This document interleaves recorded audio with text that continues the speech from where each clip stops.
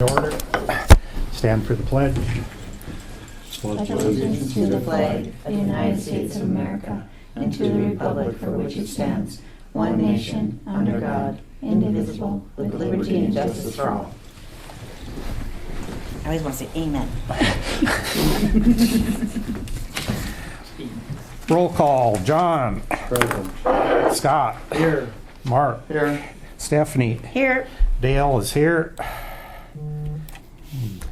Take a look at the agenda.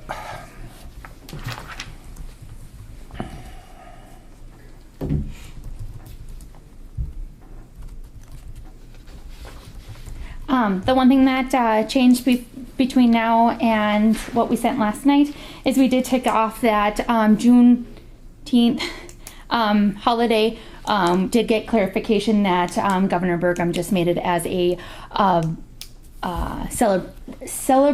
celebratory holiday, not an observed holiday. Okay. So there's that. So we did take that off.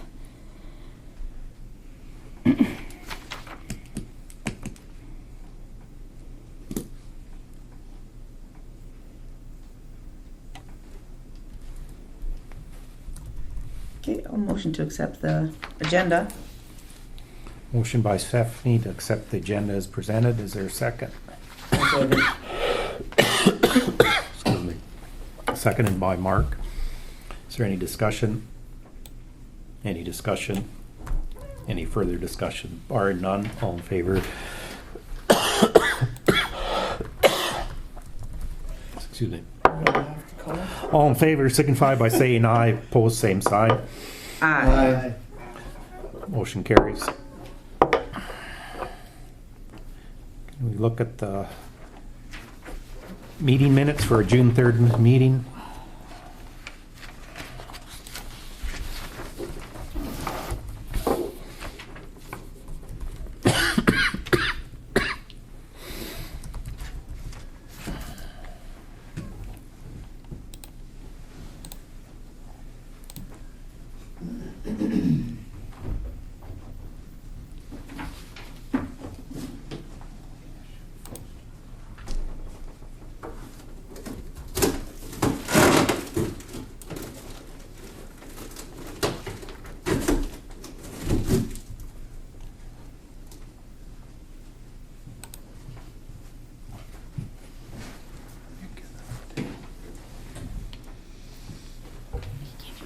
Thank you.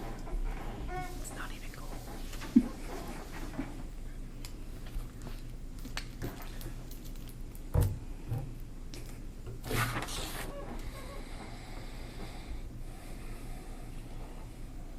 I'll make a motion to approve the minutes. That's all right. As amended. There's a second page 3, regular session on December 18th. Oh, thank you. Yep. Good catch.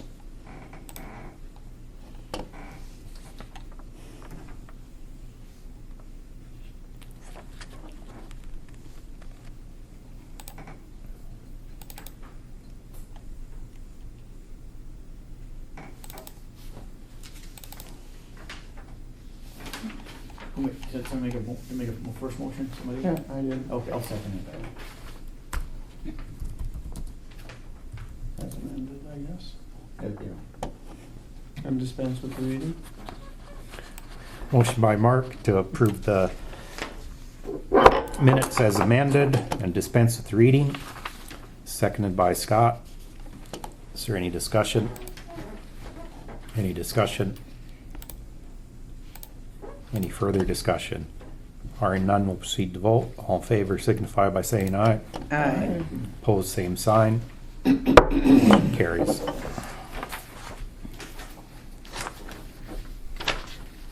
Look over the vouchers. There's just one in there for NDSU. That is that final payment for the work that they did over at the courthouse. And it's still going to come in lower than what their contract price was.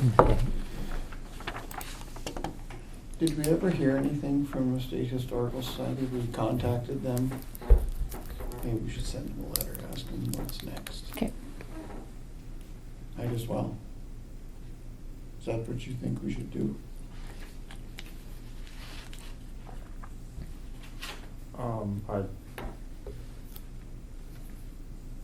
The intent should be, of the letter should be what's next, but I don't think it should be asked that way because that indicates. Opens the door. It opens the door for more instruction on what we need to do.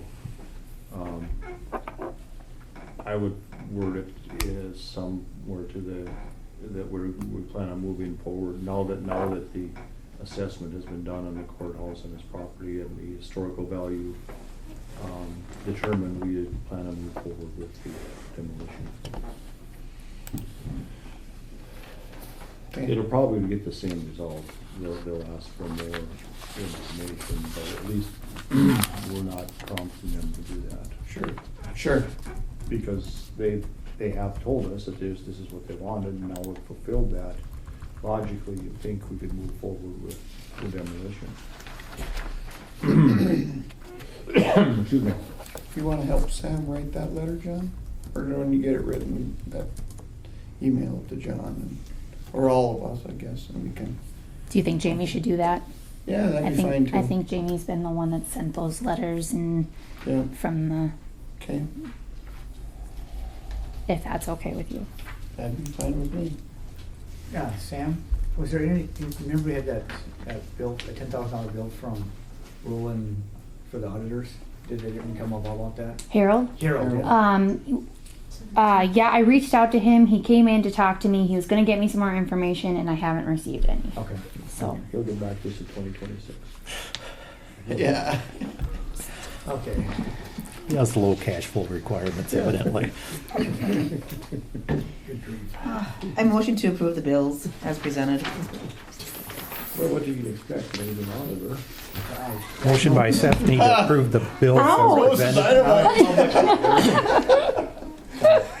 Anyway, Is there a second? I'll second it. Seconded by Scott. Is there any discussion? Any discussion? Any further discussion? Hearing none, we'll proceed to vote. John? Aye. Scott? Aye. Mark? Aye. Stephanie? Aye. Dale votes aye. Motion carries.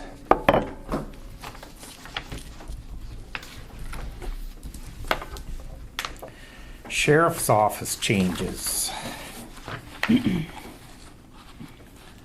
So I guess we got a letter that Sheriff Straight is resigning effective July 16th.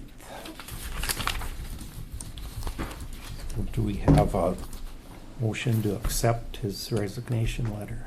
Also move. Motion by Mark to accept the resignation of Sheriff Straight. Is there a second? I'll second. Seconded by Stephanie. Any discussion? Any discussion? Any further discussion? Barring none, we'll proceed to vote. All in favor signify by saying aye. Aye. Opposed, same sign. Motion carries. What's next on our to-do list would be to appoint sheriff to fill in for the interim. Right, so there's three options. We can appoint from internally. We can request applications from at large, public at large. Or we can appoint temporarily and call for a special election. I would certainly hope that we would appoint from internally. Yeah. And those are the options. and I did talk to Wes, and his recommendation is that you guys would appoint Chief Deputy Michaelis. Isn't the special election though, isn't that held at the same time, in conjunction with the next elections? No, I think it's if the next, I haven't read it. I think it's within a time frame. Within a time frame, and I forget if it's 18 months or 2 years that you would hold off until the election. If it's prior to that, like say it's 3 Sure. years off, then you would. But given Wes's recommendation, and it's my preference that we appoint Officer Michaelis to the position. I'd make that as a motion. Motion by John to appoint Chief Deputy Michaelis as acting sheriff of Griggs County. Is there a second? Well, second. Okay. Seconded by Mark. Is there any discussion? Just one question. Sounds like we have to have a third. No. I'll look at a lot of Are seconds. you, You want the job? do you want the job? That's, Yes. that's my question. That's what we're hoping you're We're pointing with you like you're not. Yeah. Yes. Okay. Okay. Okay. So, I think the way we do it is, without saying that it would become effective upon the termination date or when Wes is leaving. But there are duties, well, let's get this done first. Yeah. Any discussion? Any discussion? Any further discussion? Barring none, we'll proceed to vote. All in favor signify by saying aye. Aye. Opposed, same sign. Motion carries. Congratulations. So now there's, given the fact that this is gonna take place, there are certain things that she needs to be brought up to speed on between now and the time that she's going to assume the duties. Right. So I would suggest that we authorize her all records, all information available to the county, and also for her to move ahead proposing a budget for this upcoming cycle. She's gonna be the one living with the budget. She should certainly be the one that proposes the budget. Now, that isn't a blank check, by the way, but that's. That would be my recommendation, but of course, that's up to you. Keeping in mind that until the date that Wes leaves, he's technically still the sheriff. I believe she'd be interim. Should be like orientation kind of thing. How long is left on Wes's term? It would be, He's up for election next year. Oh, in Yep. November this year, November No. next year? Next year. Next year. Yep. Okay. Yep. Hey, Marlon. yeah. And then she would be able to advertise for a new deputy, correct? Put that in. Well, I think that would probably still have to be with Wes's blessing anyway. But I would assume you'd want to start advertising as soon as you can. But if, you can, I would assume that we would have the final decision on the deputy after the date. Right. So that technically you will have full authority on whether or not to hire that deputy or not. I think that sounds reasonable. Yeah, you don't want somebody else choosing somebody for you. So. Right. And any decisions that are contrary to what you think is correct, those decisions can be delayed until after the 17th also.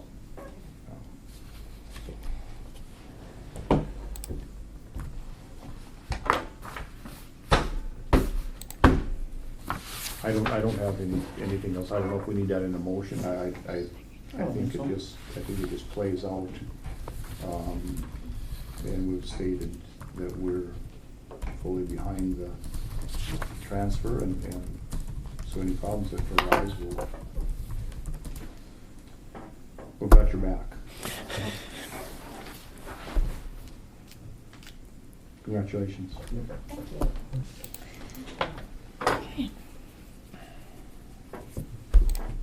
Anything else, Samantha, on that? I don't think so. I think that's all. Thank you. Congratulations. Thanks. What else were you guys talking about? Maybe I said. Tax That was probably the highlight of the equalization. meeting. I don't, that's not my department. Thank you. Yeah, thank you. Thank you.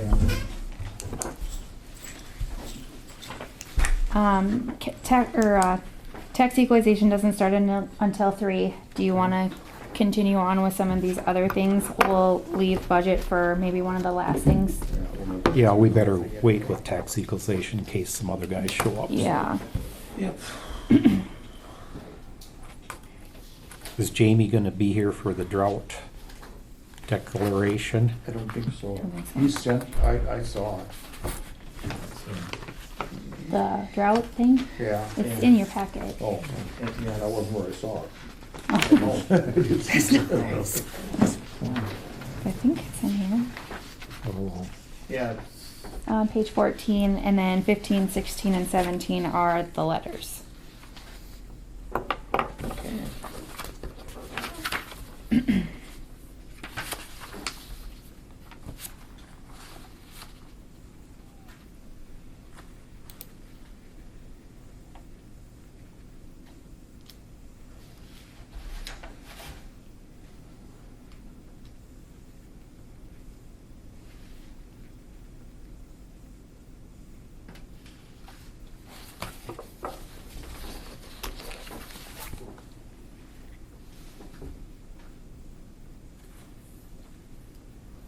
Guess the letters he must be,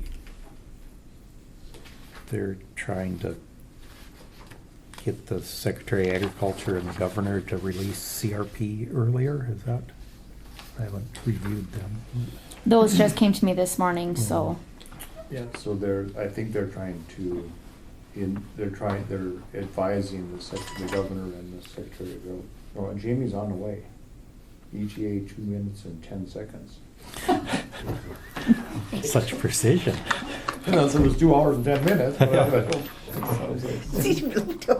2 minutes and 10 seconds. that's what it said. I'm tempted to hit my stopwatch. Oh, I got one.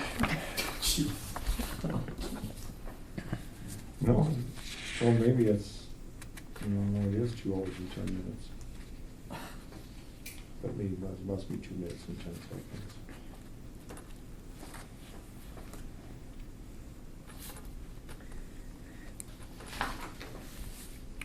I don't think it's too likely they're gonna release the CRP for early haying just because they get so much support from the wildlife people to get those programs going. They're not gonna relinquish They did let them graze it early though. yeah, they are grazing. But that's a lot different than cutting. Yeah.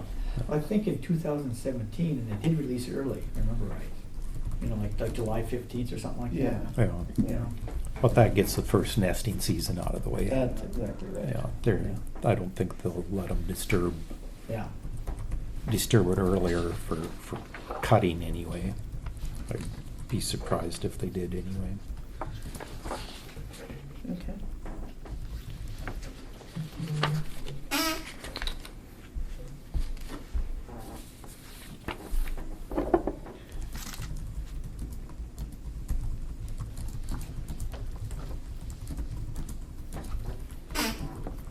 So we're thinking Jamie's coming, or we're not thinking he's coming?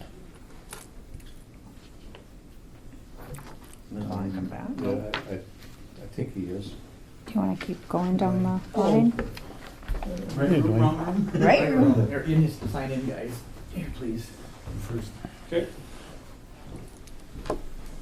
We'll wait and see if Jamie shows for the drought declaration, if he's got anything to add to that.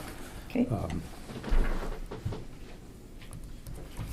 I guess just for your information, the North Dakota Association of Counties is gonna be here for their, I guess that's what they call the President's Tour. They visit each county every 3 years. Yeah. And this is the time that you guys do have a commissioner meeting that day. I did let them know that, so they won't stay, through your commissioner meeting or anything, but they were gonna keep it that day. Hopefully more people can show up and partake in that. If 2 or more of you guys are going to be at that, though, I do need to know so that I can notice it as a meeting. Because then we would have a quorum there. So, Okay. if you are planning to go, if you'll I'll go, be okay. here. I'll probably show up. Okay. I have a chance, I'll go. And then, I'll try. okay, so I'll just notice the meeting then.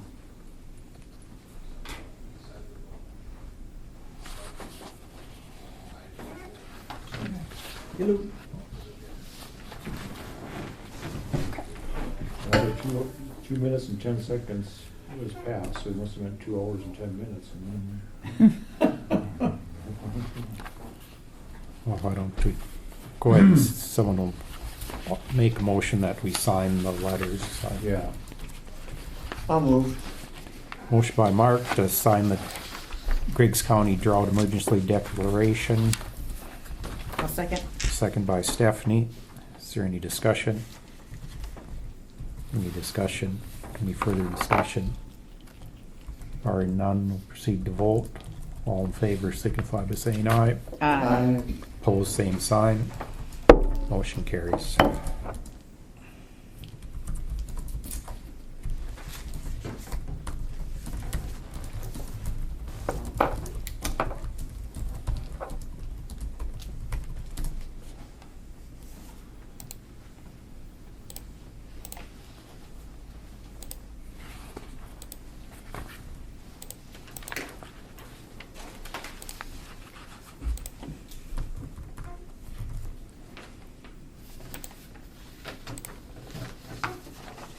To entertain a motion to recess the county commission meeting and reconvene the tax equalization meeting. I'll make the motion. Motion by Scott to recess the commission meeting and reconvene the tax equalization meeting. Is there a second? I'll second. Second by Stephanie. Is there any discussion? Any discussion? Any further discussion? Barring none, we'll proceed to vote. All in favor signify by saying aye. Opposed, same sign. Motion carries. The Griggs County Tax Equalization Meeting on June 17th at 2:53 p.m.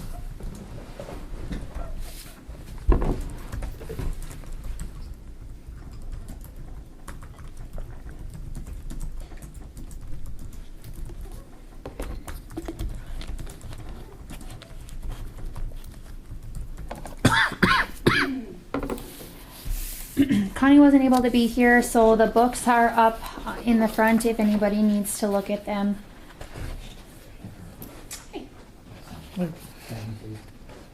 Sure, sir.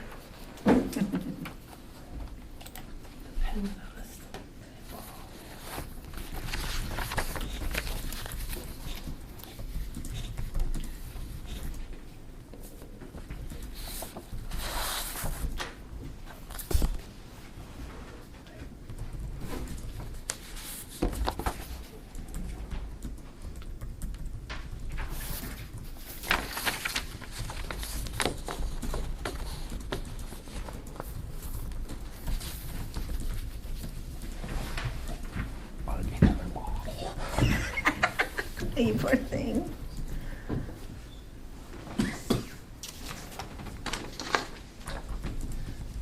Frozen hard as a rock, the ones inside.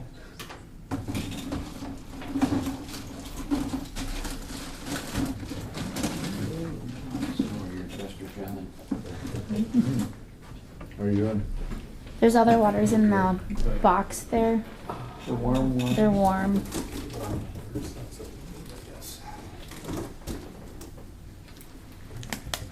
You were in a drought emergency.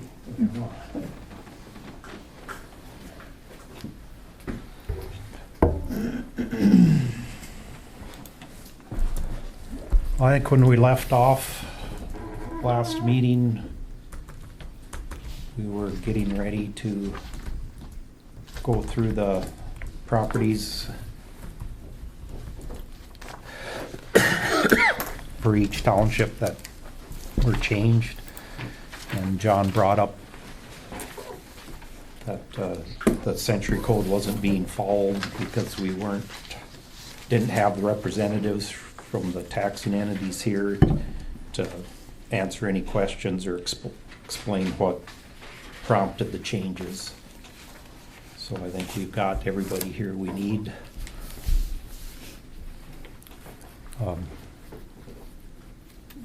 Dwayne, you're here for Rosendahl, is that? Correct. And you're here for, Rosendahl too. Oh, Rosendahl too, but I'm okay. Basically just listening. okay. And me, Wayne Quam, I'm from Benford, so I guess City of Binford, I'm kind of representing the city council. okay. Marlon Elgin, Broadview Greenfield and Bartlett? I'm Farrah Saxberg, and I would be representing the city of Cooperstown, the city of Hannaford, Pilot Mound, Helena, Tyrell. I think that's it. Maybe Washburn. Yep, that one too. Okay.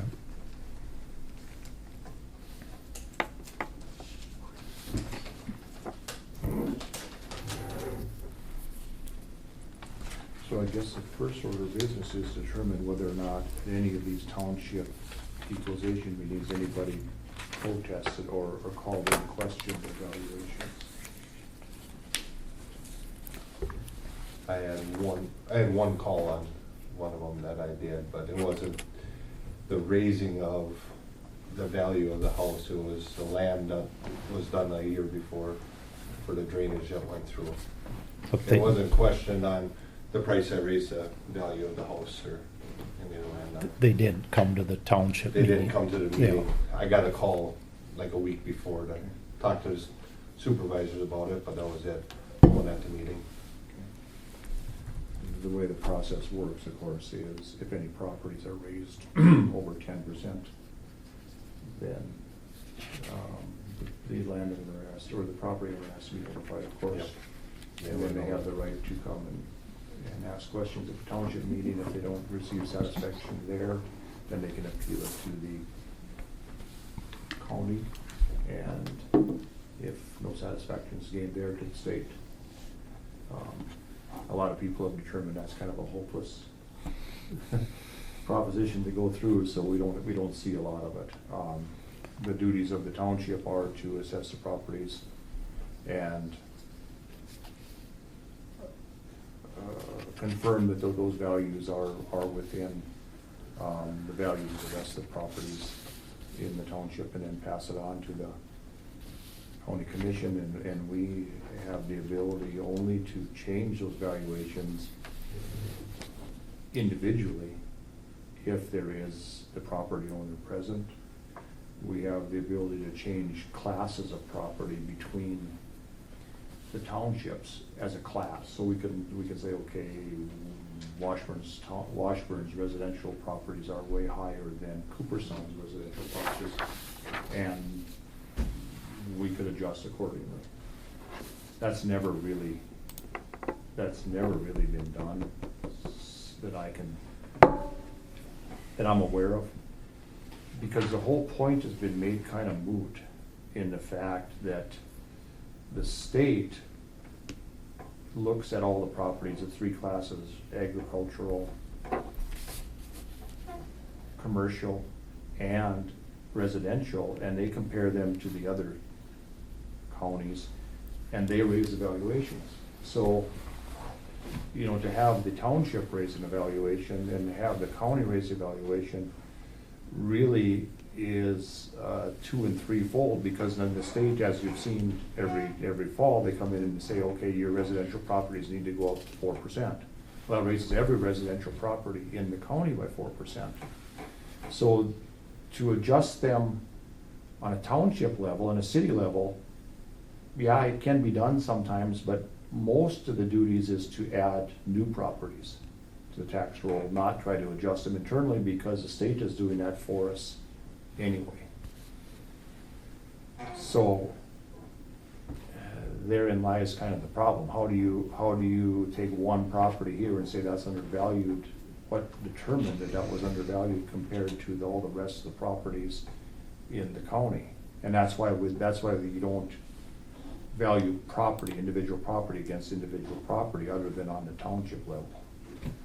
Then you value classes of property in a township against classes of property in another township, and county-wide. So Farrah can probably explain it better at the city level there, but that's a lot bigger subgroup. I mean, but it is kind of, if you grab one property and say that property is. Well, within the city, yeah. undervalued. I mean, there's a lot more properties in the city, a lot more Yes. sales, a lot more changes. Yes. There's changes every year within the city. But like when you say like a class or a group, I would say like last year, for instance, when looking at sales, we noticed a lot of the rental apartments had sold for less than what I had them valued at. And so we took all rental apartments and like rental buildings and lowered them, I believe, 35%. Which was a subset within the commercial property. Yep. Mhm. Yeah, because that's what I seen happening. Because there were several that sold that year. It wasn't all of them, maybe half of them. Mhm. So then that lowered values of ones that didn't sell also. Yeah. And of course, sale price is only one of 4 different factors to determine. Now the state leans almost exclusively on sale price because it's something they can put their finger on, but that isn't, and the Century Code states that it isn't necessarily have to be sales price or any other, or a combination of the 4. It can be whatever is determined by the taxing, the Right, I could have done it equalization as entity. an income based, and then it would maybe wouldn't have lowered. But since I use the sales ratio analysis, that's why I lowered those values. Yeah, or it can strictly, you know, it can strictly be on a need basis too. Well, maybe there was no demand for rental property during that time period, and so it's supply and demand too. So this whole thing it's really subjective. And we've kind of excluded in my opinion, we've kind of excluded the public because over time, people haven't got much satisfaction because they didn't understand the rules and regulations, and even though they thought their property taxes were too high, and maybe they had valid points, maybe they didn't, but no one ever succeeds. And so once that becomes the norm, we don't get the interaction that this whole process is supposed to have built into place. So you people are here because we need to satisfy the Century Code requirement that at least we try to follow the rules and regulations of equalization. Like the supervisors, they wanted them to be even out in the township, because we have one at about 5,000, next one at 25,000 just down the road. So went through and tried to go by the same number of square foot and just calculate so everything evened out to get them closer to the values. That's what, because I know Bartley and Greenfield want me to do roughly the same thing to get everyone kind of evened out to roughly the same, so there's not a $3,000 home here and a $25,000 home down the road a mile. And the problem arises, of course, is when you take the properties from one township and compare it to another township, and each township board has had a different philosophy. Yep. So now you might have the same square footage, the same style, the same quality home that's valued 3 times more, and across the township line. And so how do you bring all that together? Tax director. Working on it. The tax director follows the state model, and yes, they equalize them, but they always equalize to the highest common denominator. Equalization would lead you to believe that some properties should be lowered and some properties should be raised. That never takes place in practice. And I've been watching it for the time since I've been county commissioner. They always use the highest priced property, thus using the selling price, to raise all the rest of the properties up. And they'll tell you, the state will say, well, it doesn't matter because property values don't raise taxes. We know that's ridiculous because a lot of different entities tax based on mill rate rather than dollar value. So every time we raise a property value, no matter whose it is, someone is gonna pay more tax. That's just a fact there is. If this bunch of people in here right now, if half of us have our property taxes raised, they will be raised, the other half of the people will get a reduction in property tax. If the total value, if the total dollars needed for the county stay the same. So it is important that this be done on a equitable value, because what we do is impacting people's ability to make a living and to live a life. I mean, we're taking money out of people's pockets here. This isn't coming from some phantom cash register somewhere. It's every time we do this, we're taking money out of people's pockets. Every time we lower valuations, we're letting people keep their money. So. You should come up with a way of printing your own, John. For the county, I mean. Well, I mean, it is, a lot of people don't understand it, and we've taken money to mean and taxation to not mean much, but again, we're actually taking food out of some people's hands when they can't afford to be taxed. There's people that are living on fixed incomes, maybe retired people that have their house and a quarter of land, and every time we raise that valuation, we're taking money right out of their food, right out of their mouth. And for what purpose? Do we need anything more in Griggs County? Do we need, what do we need that we don't have? And besides that, who determines need? Just because it'd be nice to have, if you asked every resident if they will they peel money out of their billfolds for something that we think we need? Most likely not.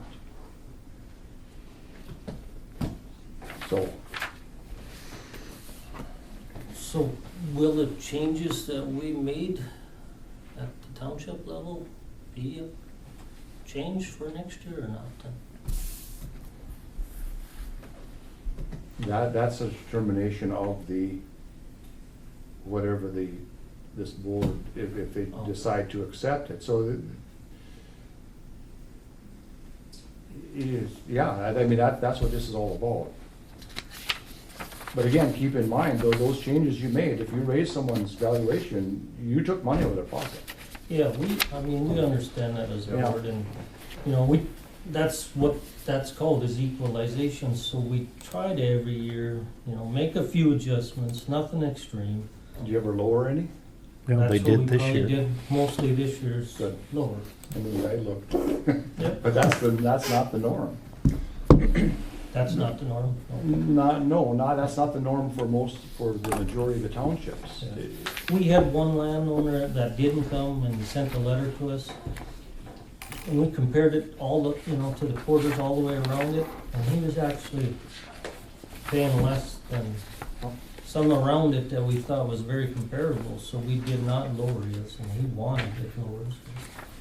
Oh, and everybody else, I mean, but the norm is not equalization. It shouldn't be named equalization, because in practice, that's not what happens. It's raising to the highest common denominator.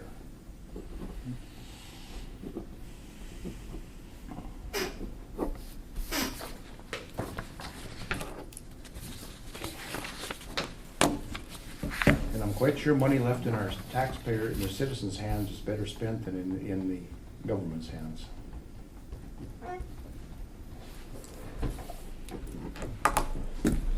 But, move forward.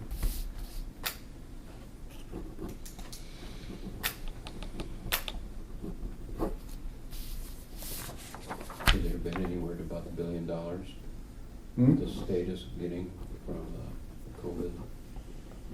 The COVID money, what the state might be doing,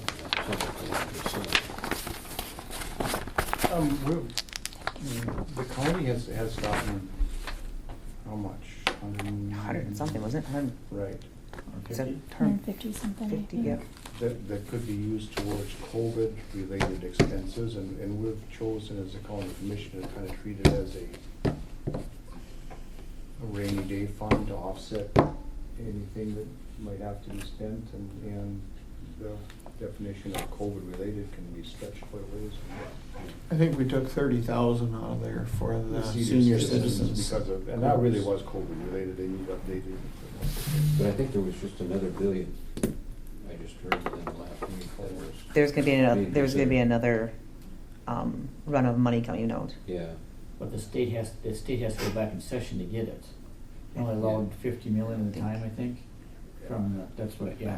Regardless. Are we, do we need a motion for this? Is that what we're looking for? Or questions on it? yeah.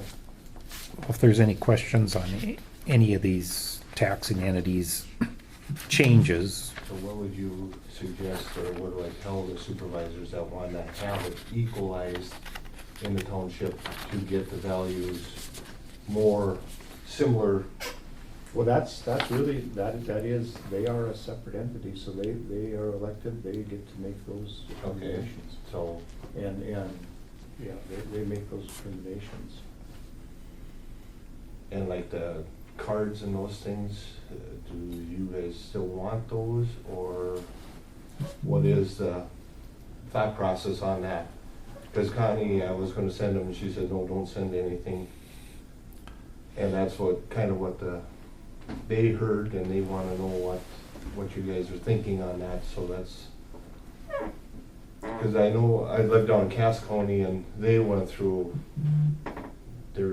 jumped through the roof all the way through the county, and there was a lot of people really upset because theirs went up substantial for everyone, so it's a different area, it's a different It is, but process. But the state seems to want to drive the process. The state always wants to drive valuations up, and understandingly, because the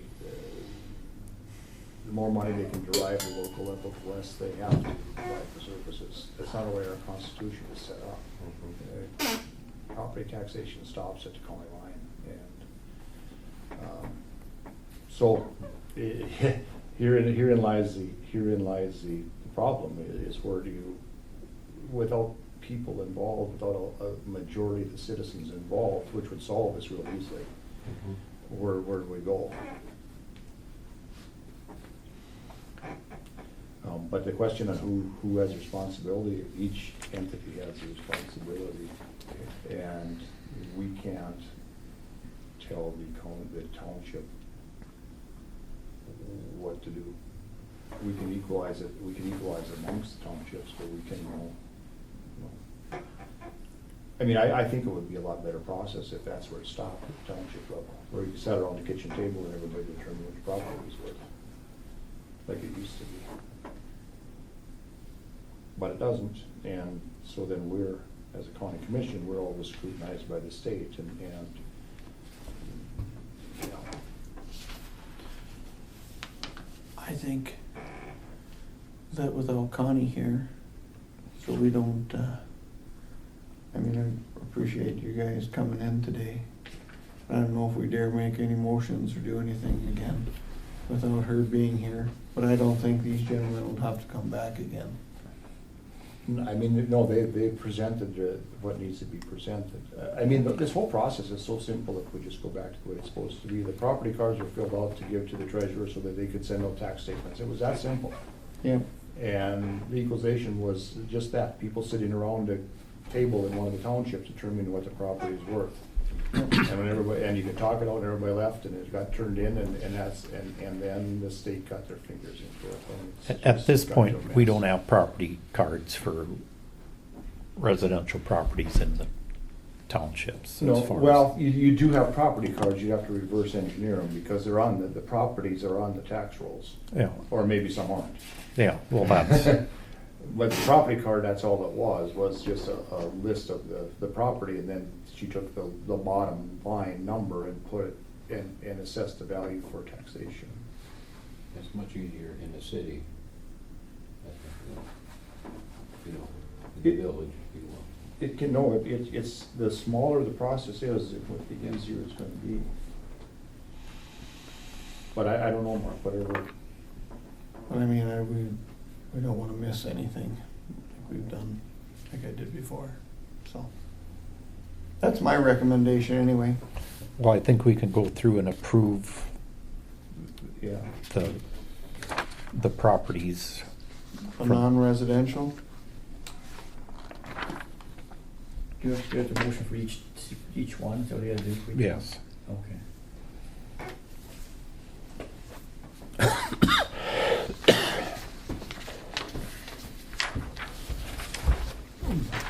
the residential structures, yes.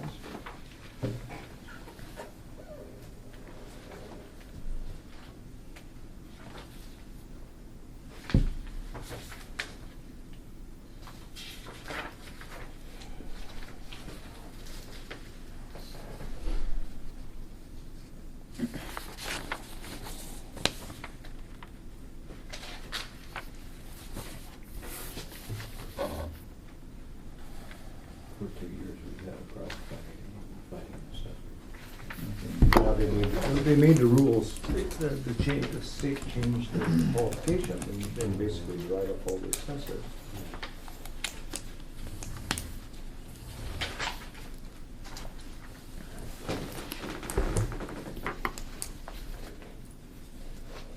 If we're gonna accept the changes, why do we have to go through and make the motion for each city or each township?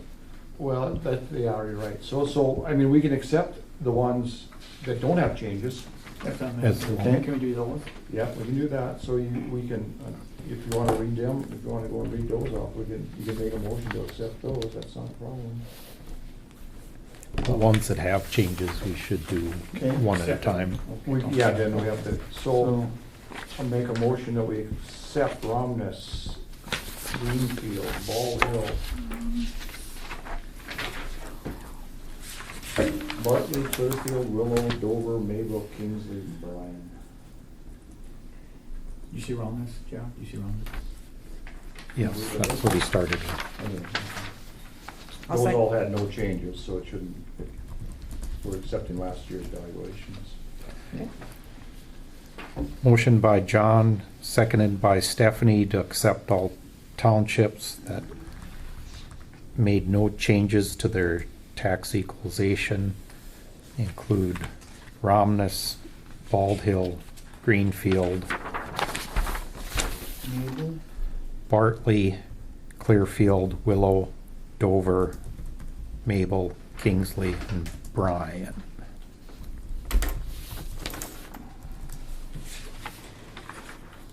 Is there any discussion? Any discussion? Any further discussion? Barring none, we'll proceed to vote. All in favor signify by saying aye. Aye. Opposed, same sign. Motion carries. I think we can safely accept Pilot Mound and Rosendahl they had one each residential value reduction. And I think we can accept Speardrup, which had 13.23 acres exempted. Motion by John to accept Rosendahl, Sverdrup, and Pilot Mound as submitted. Let's add Lenore to that too. 2 residents became farm exempt, so I think that would be. And So Speardrup, Lenora, excuse me, Pilot Mound and Helena. No, Pilot Mound and Rosendahl. Does that look right? Those we're reduced. doing Pilot Mound, Helena, Rosendahl.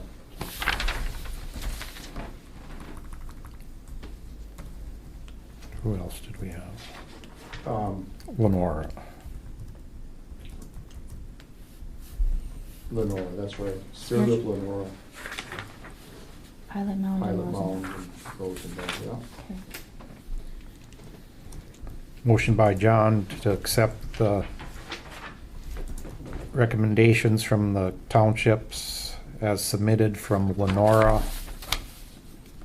Pilot Mound, Helena, and Rosendahl. About Addie, they added one. I was gonna do the added ones after that. Okay. There's Addie and Helena. Who seconded that motion? I'll second this, Joe. I mean, Seconded by Sam. Scott. Is there any discussion? Addie and Helen are accepted. No, not yet. Any discussion? Any further discussion? Barring none, we'll proceed to vote. All in favor signify by saying aye. Aye. Opposed, same sign. Motion carries. And I think we can do it individually, but the city of Cooperstown, the city of Hannaford, and the city of Binford are all represented here. And there's no one in objection to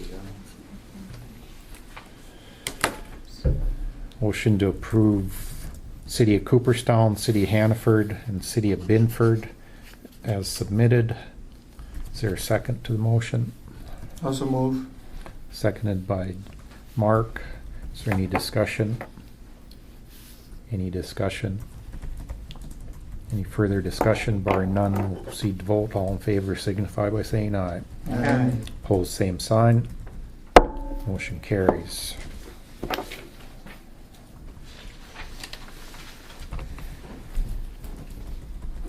Helen and Abby were just additions, we assumed they were assessed. Motion by John to approve townships of Helena and Addy as submitted. Your second. I will. Second by Stephanie. Is there any discussion? Any discussion? Any further discussion? Barring none, we'll proceed to vote. All in favor signify by saying aye. Aye. Opposed, same sign. Motion carries.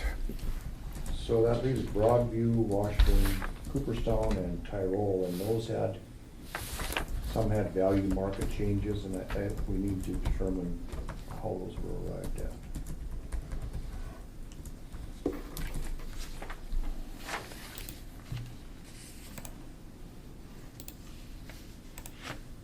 And that's a Connie thing, or that's a, No, that'd be an assessor thing. okay, So Broadview, Marlin. I went out and I measured all the houses for the square footage and then used roughly a factor for the square footage per house to get the price to put on the new values. and was that all the homes in Broadview? That would have been all of them I went through that, I think there was 2 of them and I did not get to. So what was the determining value, what determined which homes you were gonna look at? The ones that were the real low ones to try and even everything out is what the supervisors wanted me to. So then the spot check method basically? You know, this was brought up by the supervisors at the meeting, so. And then I went through and did all the property cards on those, have them on the computer, but I did not send them in to Connie because she didn't want them yet, so. And did you, Tyrol, Washburn, Cooperstown, you didn't do any of them? No, Just Tyrol and Broadview? I just did Broadview. Yeah, so I mean, that basically satisfies the century code, what he did there. Tyrol. For Tyrol. separate. No, for Broadview. Right.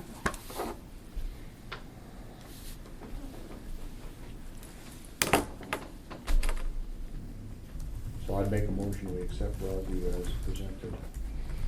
Motion by John to accept Broadview as submitted. Is there a second? I'll second. Seconded by Mark. Is there any, excuse me, any discussion?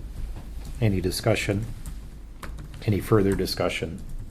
Hearing none, we'll proceed to vote. All in favor signify by saying aye. Aye. Opposed, same sign. Motion carries.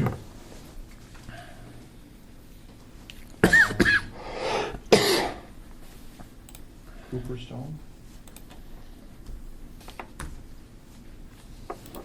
What about Washburn? Did we approve? Oh, that one? Washburn. Were those all the properties in Washburn, Sarah, commercial and residential?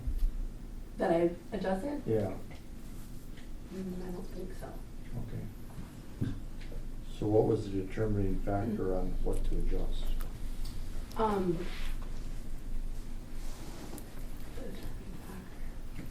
See, it has to be random or unbiased, because, well, for the obvious reasons. Right. So the determining factor, how did you decide which properties to, the other one, the get out of jail free card is spot check? But that's supposed to be where you just go down the list and go, this one, without looking at it. Well, you see, that might be all of them. Because I was thinking when I looked at Washburn, a majority of the residential and commercial properties there were undervalued, as far as just concerning even just the 2 sales that happened. So a lot of the changes that went up were just a slide up. Okay.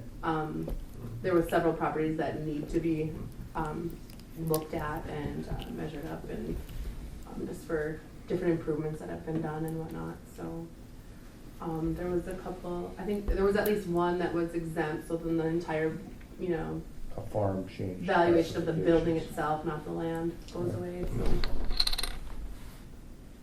Yeah. Okay. And then Cooperstown Township, you did? I don't do Cooperstown, but I do Tyrol, same Yeah. thing with Tyrol, then you Yeah. looked at you looked at all the properties. and- Yeah, and there was a couple that went down, I believe I just set them at a valuation of $5,000 for the homes. Those were ones that were what we'd consider completely dilapidated. We didn't want to erase the value on them because it's still there. So, that township, we determined that that would be the lowest value that a house would have, is $5,000. And to avoid having that valuation would be to remove the house. Isn't there, can't you have the property owner declare uninhabitable or unusable and take it to 0 also? If it's still there, it still has a valuation. It has to be removed to be down to 0. I don't think so. There's a document you can Even a sign. cement slab has a value, whether or not it's useful or not. A broken cement slab has a value. It's irritating. I'll find you the You do the that. form.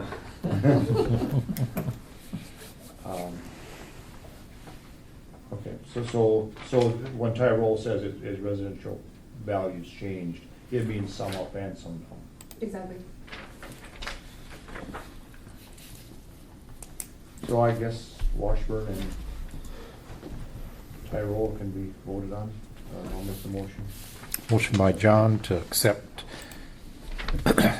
Tyrol and Washburn as submitted. Is there any discussion? Any discussion? Just second, don't we? You did. Did I? Okay. No, I don't think we got as You far get- as a yeah, second. You need a second. Oh, second, yeah. Second by Scott. Any further discussion? Barring none, we'll proceed to vote. All in favor signify by saying aye. Aye. Opposed, same sign. Motion carries. Mark, you're still a problem. Yes. It didn't get fixed.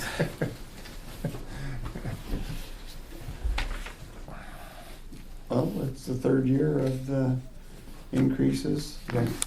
Not acceptable. Yeah. This process is done on a year-by-year basis, and you can't determine 2 years ago what the raise was gonna be this year. You can go have the meeting over and do it again, but you can't say that we're gonna raise it this value and do it over 3 years. This is a year-by-year process. So how do they fix it? Just go out Well, and assess everybody? I don't no. understand how that works. Notices were sent for the increase again, Yep. and that's the process you do. No, if you read in the century code what the process is at the township level, it's supposed to be determined on a year-by-year basis, so you have to determine that the valuation from last year is gonna be raised.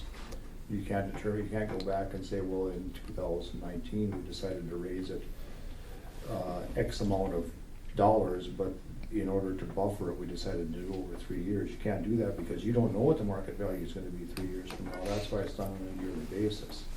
And just because you've got the landowners to agree to it, doesn't mean that it can be done that way. And it should have been raised the full amount then? Well, I contend it shouldn't have been raised at all, but if that's the contention of the board, it should have been raised the full amount, yes, it should have, because then Yes. there would have been more pushback from the citizens for that raise. Here you just kind of poked them, but you don't have the ability to do that. And as much as I disagree with the state on, and they disagree with me on everything, I think they'd agree with me on this one.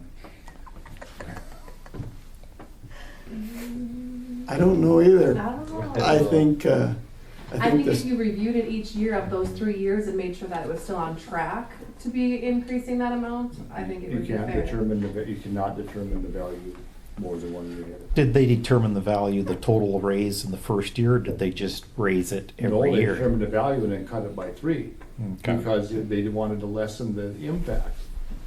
yeah, that's what we were asked to You do. can come up with a plan, but you can't put it on paper and Can you then take do your it like 3 years. raise You're and right, you could say, yeah, But see, we think we what should they raise did- it Compared to this gradually, year, but we then don't see look it's at it good. year by Well, they year. took That's the not You what have they to did. look at it increase. year by Okay. year. That's not what they did. And we sent out the increases year one, Yep. and we were asked to spread it out over 3 years. So then what we did is, because at the time I was on the board, year one, the notices were sent out, what the increase would be. Year two, which was approved last year, what the increase would be. And then notices were sent out also this year stating that they felt that they were within the market margin of error, and the increases were sent out again this year. But the question is, in 2019, did you know what the dollar value increase was gonna be in 2021, and you did? And that's a determining factor. If you could just, if you We said you were did just. go and look at properties I know, that, but you that- had the, in your minutes, you had the dollar value, and you did it for 3 years, so you determined the value in 2019, and it was gonna be raised in 2021. but we also, it was also voted on this year for that increase. So if the increase was felt that it wasn't valid, they could have voted no. So the properties were assessed this year? The properties were measured the same as what they were the year before, and just as So you have an assessor's report on this?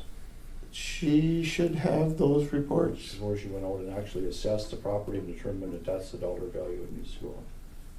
And we have that from 2019, 2020, and 2021. That she's went out all 3 years. Yeah, the property card should show the increase progressively. So 19, it should show the increase, 2020, it should show the increase, and 2021, it should show the increase. And logic would say that if the increase is identical all 3 years, that it wasn't a random assessment.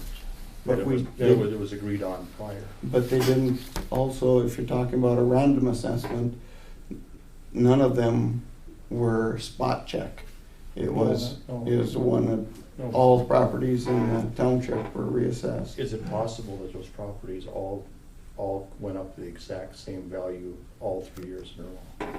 Or is it possible that that was determined? Percentage-wise, Is that, or was it determined 3 years ago and acted out over the next 2 years? That's the question.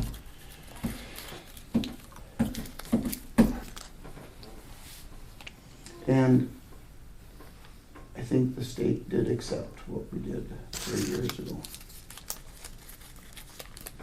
They accept valuations a year at a time, Mark. Yeah, but they accepted our process, because at the time, yes, you did. Because at the time, it was, the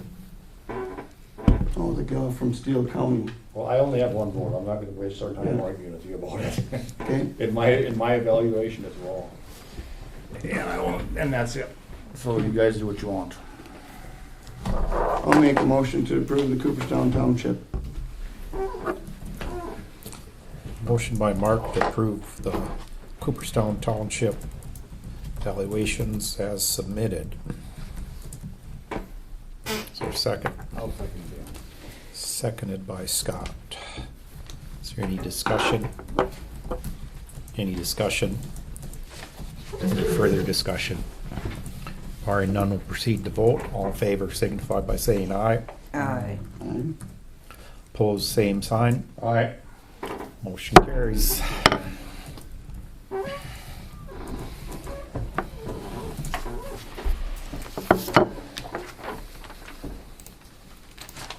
accept all of them. Well, Yeah, I think we yeah, got them. in this group. I'm not certain, but I think we got them all. Yeah. Well, there's more?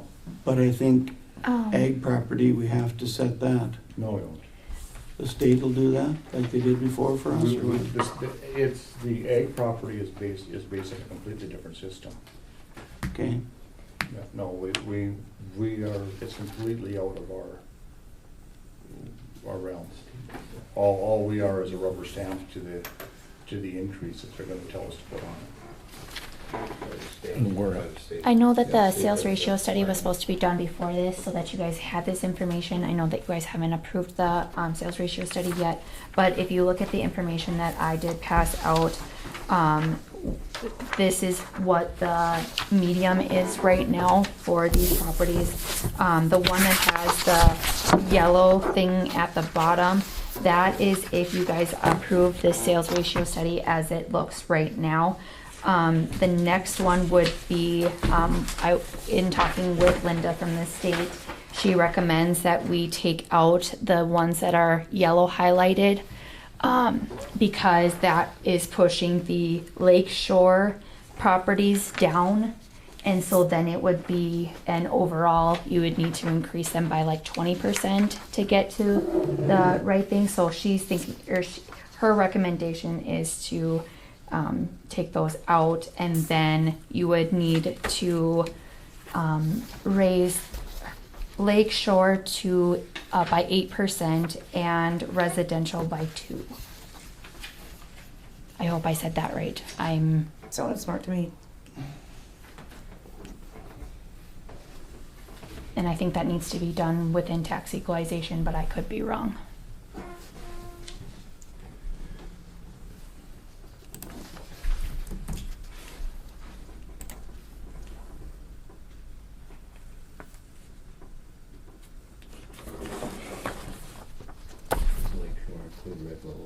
Yeah. But I'm not even sure we have a separate classification. We just have, we just do so. Do we have a separate For lake shore? lake? Yeah. Not that I'm aware of, but No. I don't work with any either, so, No. but I've never seen anything about it. So it has to stay with the Residential. residential. There isn't one. Map that. You heard of the one classification?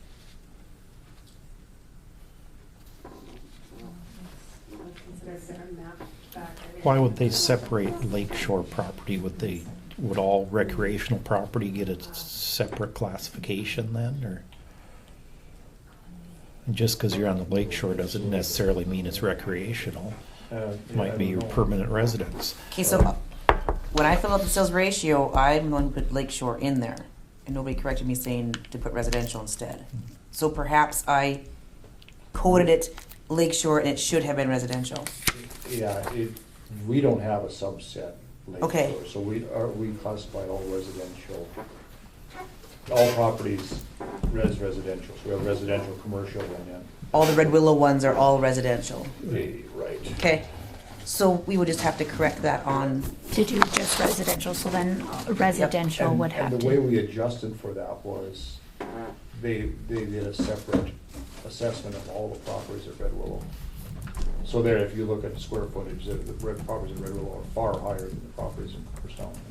okay, So they have been recently assessed. okay.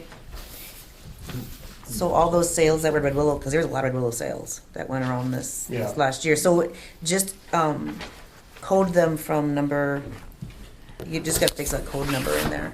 Okay. And I So don't, she's, Now, if they're not separated out, would that artificially raise the rest of the residential properties? I think we'll have to change it and go back and have her rerun it. Won't You it? could exempt the city of Cooperstown from here. It's no different than, than lumping Cooperstown, Hannaford, and Binford together.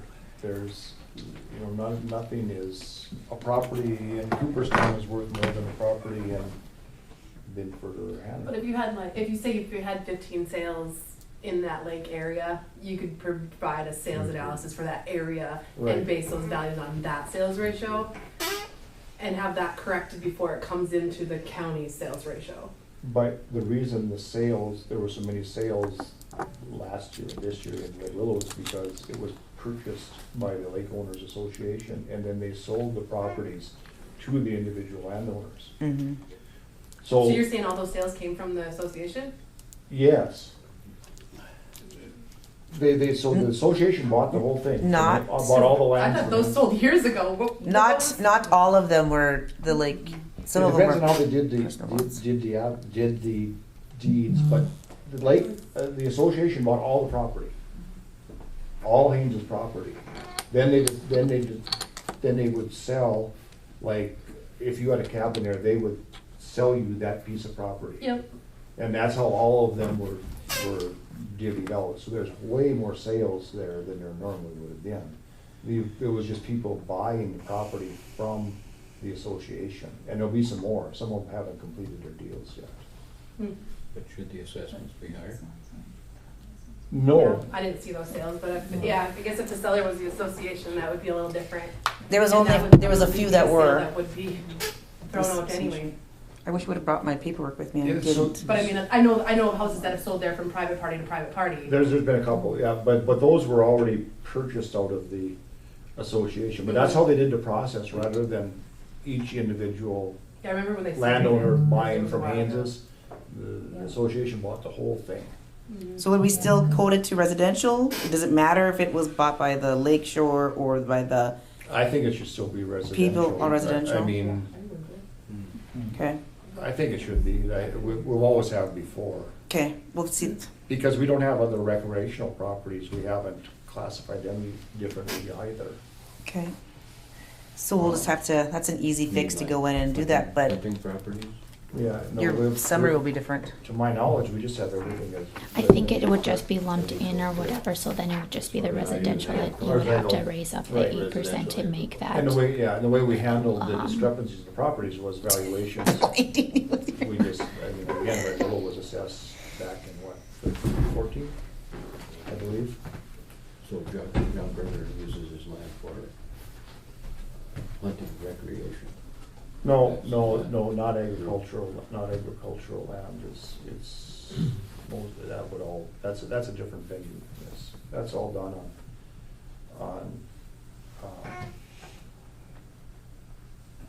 it's all done based on the price of the commodities and it grows and it's unique. So I guess there is some recreational large tracts of land in Griggs County? I don't believe so. No, it's probably based on the productivity, like any other egg land. I believe so.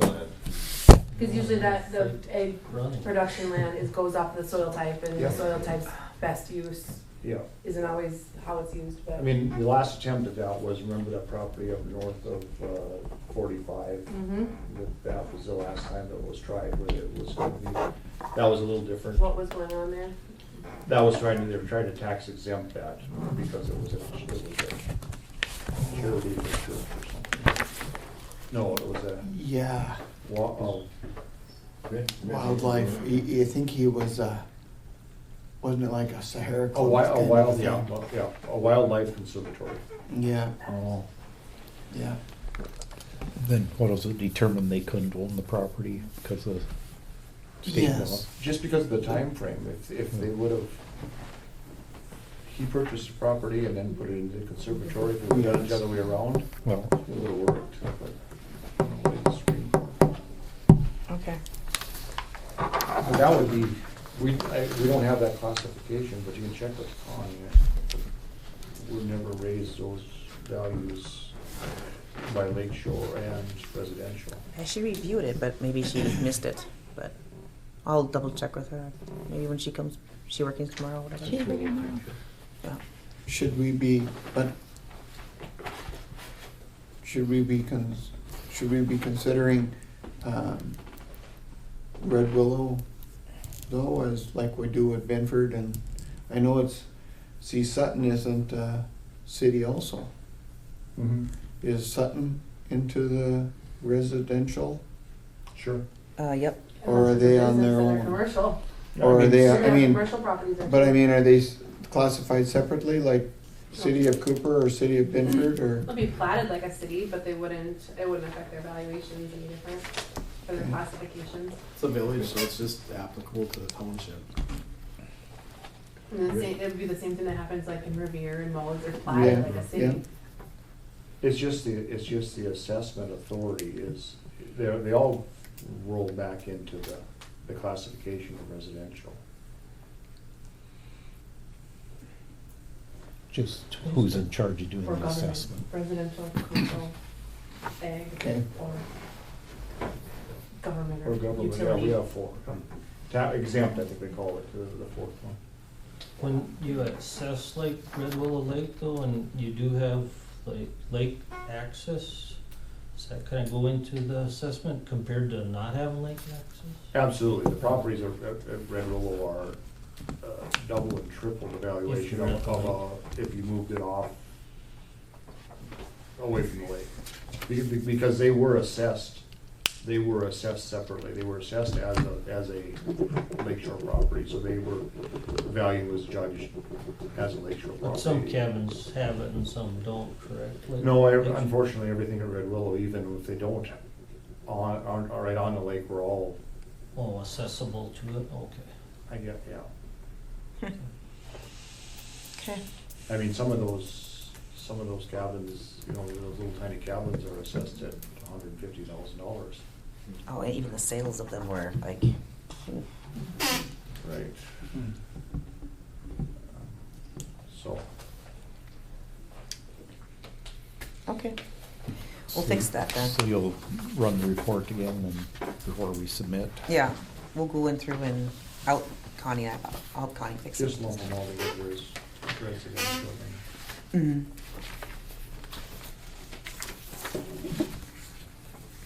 So then I think, isn't it here that you guys do like a residential increase?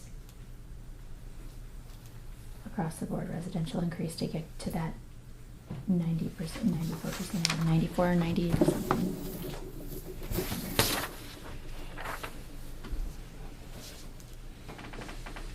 I don't know how that works, so you gotta tell me.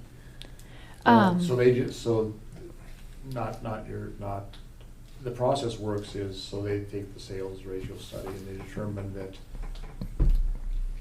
the value of property has risen in Okay. the county. And in order to equalize between the other counties, which they've done the same thing with, raised evaluations, that our valuations have to go up. And either we do it as a county commission, or the state comes in and instructs Samantha to do it. Oh, It works a lot better Either if way, you, every time we go through this process, it costs the citizens of Griggs County more money. And it's just disgusting to me. If we add the lakeshore property into the residential property, it's gonna change the amount they recommend to go up on it. I think then it would just be the 8% for all residential, because there would just be those two would be added together. I guess I'm gonna stop talking because I have no idea. I don't think we can approve raising the residential until the report, the tax, or the, so would that 2% that's in Lakeshore just be moved into the residential, so like 10% then? All right, let's, Well, see, it's still, I don't understand how that not fair, works. can probably explain it a little bit. Yeah, fair, will you explain better. this to me? What is your sales ratio? What's the percent? Where are we at now? I haven't submitted it yet, so this is just if I were to. Is it like each individual one or like the median? There's a median. What's that? For which category? Residential? Residential and lakeshore? Sure. The median on residential is 81.9. Oh, Or- that's what you're no, using. do the the other total one. for both is 72. Right. Oh, No, go to the next one. Oh, The next paper. Wrong sheet. Okay, so that other one is if we keep these ones that are highlighted. Oh, okay. The other one is if we don't, and so then the medium would be 84.8. sure. Well, I guess what that shows you is that the sales are less than, or your market value that you have them set at is just lower than what they're selling at in those areas, so, or within the county. So yeah, their fix would probably be to raise it all 20% if you guys didn't change anything before that. Not to say that raising residential's 20% is the right thing to do, because it's not. like, please don't do that. Well, I mean, we have to have this discussion, because part of the reason that this all came about is last year when we were faced with the same thing, and the way we solved it was to disregard all this. Mm-hmm. And then all of a sudden we have people screaming that their taxes are going up in Cooperstown because of the actions of the county commission, when in actuality it was just the opposite. Now you're sitting here faced with what we were faced with, and you're looking at now raising the taxes in Cooperstown by 20%. That's what we're talking about here, when the state comes in and raises this. So,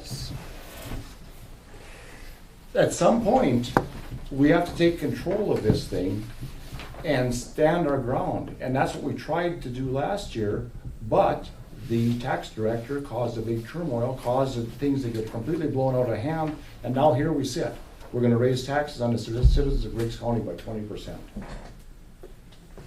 There has to be some consequences to people saying and doing things, because it is serious, it costs people money. Right. And the reason that sales ratio is so off, I mean, I know it's outlying township properties that have sold. I've seen it so many times. I have a house valued at 60, 70, 80,000 and someone comes in and buys it for 180. A house that just sold for 270. I mean, things like that happen. And if it goes into a sales ratio like that and it says, well, you're way off. And one time, yeah, I could throw it out. If it happens a dozen times, our values are too low. I keep up in the city of Cooperstown. I mean, my sales ratio came in at 95%, so I'm fine with Cooperstown. But when something happens outside of Cooperstown and it affects the entire county, and I'd mentioned that to Stephanie, I said, if you go up 20% and your $150,000 house goes up 20%, and their $30,000 house goes up 20%, it's hitting you, and your value's not wrong.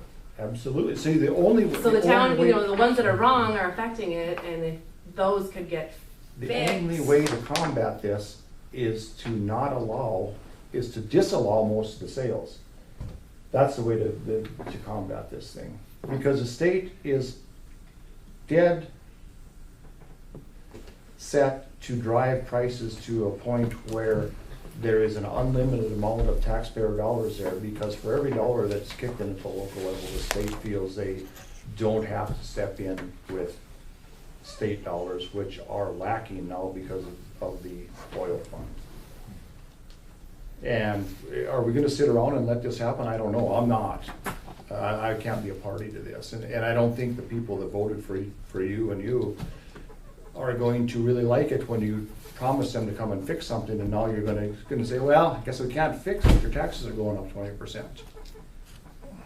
So, I talk till I'm red in the face and it doesn't do any good, and then we sit and then we're gonna shrug our shoulders and say, yep, well, nothing we can do. There's always been something you could do, we just never did it.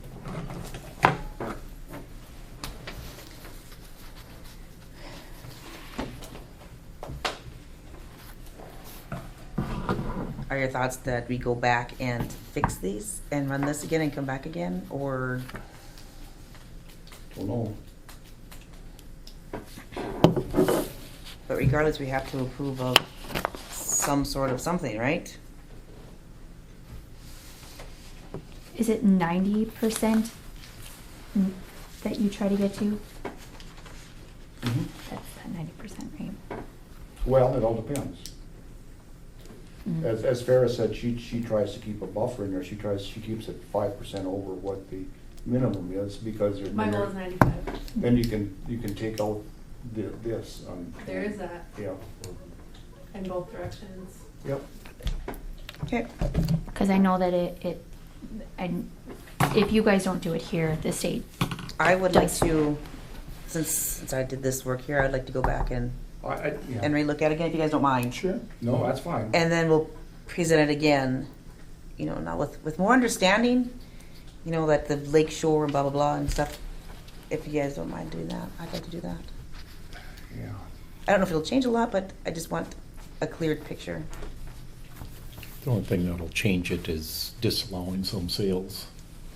The only way to do it is to temper the sales ratio study. Okay. So there's a lot of room to disallow sales. As Farah pointed out, she tries that, but eventually they come and start beating on you. I've always been of the position that I can take a lot of beating, and I'm going to take the position that I don't want taxes raised, and they can always scream all they want, but until they actually come in, which they don't have the authority to do, we are the end as far as property tax, right here at the county level. But not that they can't make it miserable for us. Could we hire you, Farah, to help Steph to go through this, to look at this a little bit? What kind of friend are you? Left hand. Smart one. Okay. No, I think it'd be a learning experience, but as the cat's out of the bag. Once those sales ratio studies were turned in, they're not going to, you'd have to come with some pretty strong evidence that those are disallowed, and it's a screwed up system. If you've read the 19 or so variables. I was gonna say, it's 20, there's lots of variables, so. So it's always been my contention that if I couldn't prove that it wasn't exempt, then it must be exempt. The state said, well, they always said if you can't prove that it's not exempt, then it's not exempt. So you had to actually say, well, was this a arm's length sale?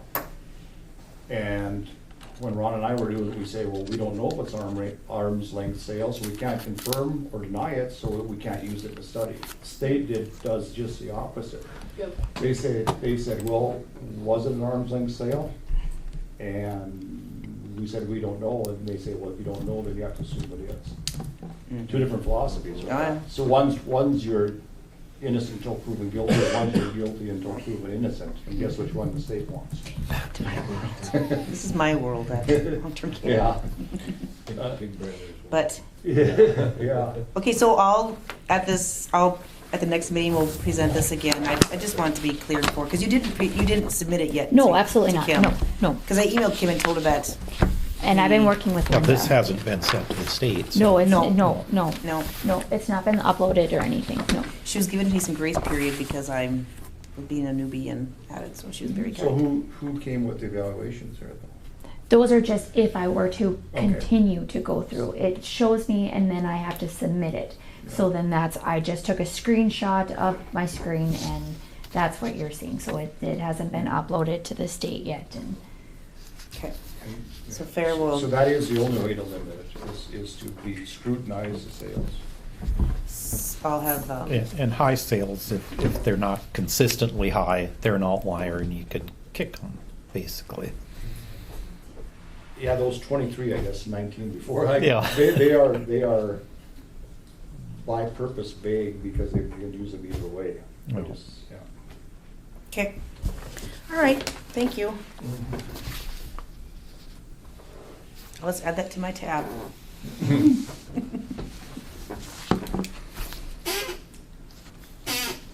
What else do we need to accomplish at this meeting today? We're gonna have to continue it. Well, Mark Sorry. had something. You said we hadn't covered everything. Well, in the past, we've approved the increase or decrease would be of the egg value. Oh, that's after the state meeting in October? Okay, because I think usually we Or know at this September. meeting, no, No. I think we do it. No, I don't usually think this we know meeting, at We this- knew what percent we were at before. No. And we have to raise it or lower it to get to the 92% or whatever. I we run it actually at. think Mark is right, because we've already done it in Nelson County. Yeah, Well, it all depends on if you're on board with raising it or lowering it. I mean, last year, I guess I wasn't present here, but I guess they raised it. But the year before we didn't. We left it, just said no a couple times. and then they raised us to 95%. Well, they can, yeah, I mean, I'm not gonna, if the state's the one that's mandating the raise, why don't they take the heat for it? I'm not gonna raise somebody's taxes, the state did it. We have to deal with the commercial properties also. We did, they were lumped together. The commercials? Yeah. Right? In Fearless they were. Yeah, I've got commercials within my townships that were in there. Oh, okay.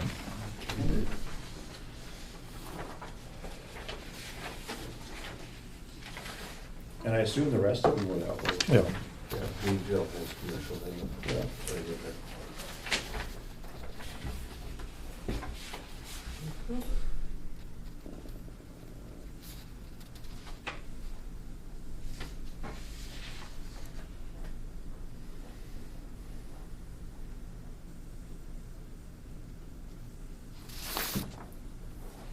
I mean, we can keep the meeting open. Yeah. Yeah, until we get the sales ratio study done again, I think we should. Okay.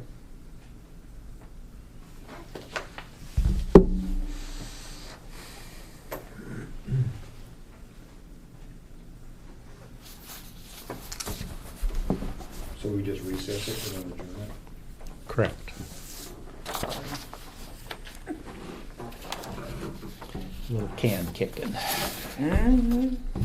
So, can I make a motion to Recess. the county equalization meeting? Okay.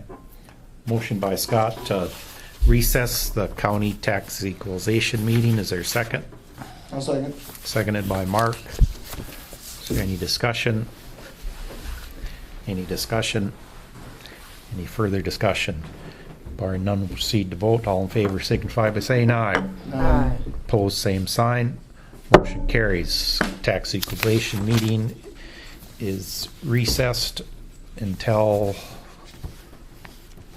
What's the next meeting? Next. July 8th? July 8th. Okay. I'll run it back really quick. I don't know how to run that. On Make a Sam. motion, we take a 5-minute recess sometime. Sam? Well, the other one isn't open yet. The county Oh. commission meeting is still recessed. Oh, we're between. Perfect. So you're free. Thanks, guys. Yep. Thank Oh, you. what are you gonna feed her cows? I was like George Burgers. Mhm. Every day eat some balls and good intentions. Yeah. No, but I'm also He's living off But I of know- land, I not know using that it. by the beds. Yeah, Necessary. we got some soup. All right. Soup It's a in commercial there. land. Yeah, there's plenty. Yep. Plenty of Kinda that. It would be Living nice- quarters there and stuff like Yeah, that. it would be nice if it was assessed that way, but Low. Yeah, but it is, unfortunately. yeah. I'm not looking at it right or wrong, I'm just looking at Some of the cedar. what would it be? Well, no, but I mean, it's assessed as farmland, Yeah. and now you don't have to go And then crop we've on it, so it's got, what the productivity is, And then we're, which is well, gonna what are we gonna do? bring in more value than it does if it was commercial, Next if it issue. was based on. Some are commercial thinking property. that they're gonna feed straw, but Yeah. Not gonna be much of that either. no, Change. the wheat straw doesn't look like there'll be anything. Little is not incorporated at all. Yeah, No, they're starting to. I'll talk to Yeah. Tom yesterday. So I mean, run that through It's comes. really bad up there. Yeah. And they've come with some pretty good Not bids very up many there, vans, too. no. But it's all sandy, not at all. But it is Too assessed. bad they wouldn't eat cattails. Yeah. I have, Because You know, in our somebody country, from there's Florida, you southwest of Minot by Rosa. No, unrecognized okay. subset called They're big shoreline. They're farmers. always They farm sold, about but- 10,000 acres. No, it's You just- could eat it's the just- before this it's year. just Well, like- actually, Supply and demand. they Supply and had demand. that Market. before You know, the for market, us, they sold them like 5-6 System bulls that of kind of cattle. thing. Wow. Yeah. Yeah, that's just more. We had that. Trying to keep, trying to hold on to what we got Yeah, left. it's not very They're pretty. gonna I come up don't and know. hate some lowland of ours, and he said It'd be nice if it just put it Does in that one matter? house. stopped When raining he some, comes back, cause They're it feeding everything yet. rain makes anything Township. grow, So- even Everything's brown up late there. I heard in the that. sand. So, Yeah. And well, it's half willow, half. they're rose. hoping that CRP opened Yeah. up because they said they had Every about day 20 days of it hay goes. left, and that's it. It's a little. 90 degrees and. Fair enough. 35, 40 Great, like, mile it's good being. blast for Just, us. just keep getting it done. I'll- I'll- Keep it that way. Yeah, I think so. Gotcha. It'd be the nicest gift we could get. Yeah. I got my number from my water jug. That's what everybody That's wants. the problem. I don't know what to do. Yeah, we should. I hope they open the CRP up better. That's why, That's all we left was. yeah, that's why I decided to do that, send that letter off. Well, you know, in 2017, I was But I putting up get, like July, 50 people went there. Nothing the first. well, I was looking at something about 3 cents. Maybe the 15th might be too late this year, that stuff might be dry. I know. Yeah, there's a good chance, but it's only about You can 3. hang it now and work, but I know. not too much longer. I know. I've got some buddies that, they've farm big at Rosebend, they've got cattle, they've sold 5 or 6 loads of cattle already, and they would like to keep at least part of the herd. And, the dad's been. Well, thank you. Yeah, thanks, Dwayne. Thanks, guys. See ya.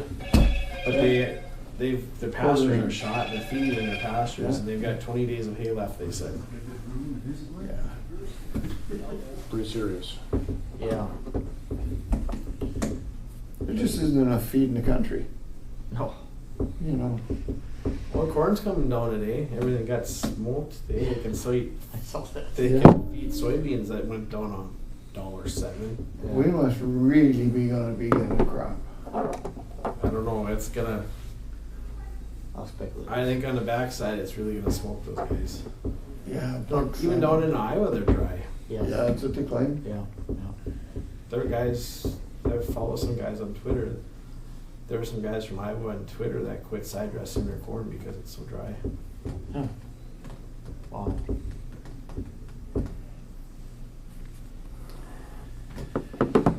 Yeah. What mode of action is atrazine on a plant?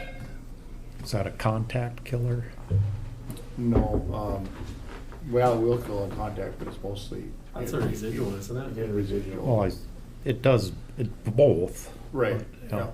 Why, Dale? I just sprayed atrazine on corn. Yeah. But it isn't really a big contact killer because, that's why atrazine and 2,4-D were always mixed together. Yeah. The atrazine would give you the uptake, Yeah. residual. But it does have some. Atrazine and Banville is another one they used to mix together. Let's put atrazine in the Wattis. They used to run Let's reconvene the Griggs County Commission meeting at 4:12. During break, if we could we add the Red Willow liquor license to the agenda, please? And can we get that to the top of the list? The gentleman will be back in just a minute to pick them up if we could. So it's for Midnight Munchies Food Operations LLC. They'll be working down at Red Willow. It's for 6 months, so $150. If you would like to see them, they're here. Isn't it $150 for a liquor license for the whole year? No, Or is it $250 for the year? I think it's $250 for the year. is it $250 for the We year? get a motion to add it to the agenda. Okay. I'll make a motion. Motion by Scott to add liquor license application to the agenda. Is there a second? I'll second. Seconded by Mark.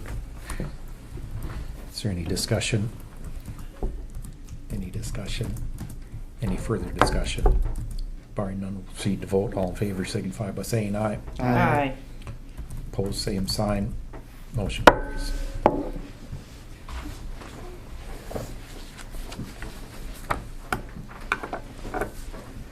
Okay, next on the agenda is liquor license for Midnight Munchies. Midnight Munchies LLC.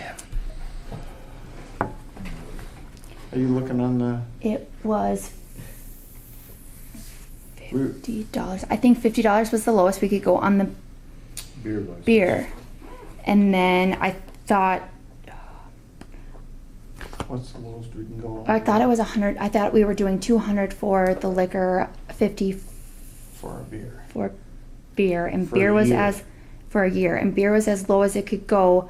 Liquor, you guys could go down to the I thought we were at Lowe's. We could go for liquor also. no liquor could go down.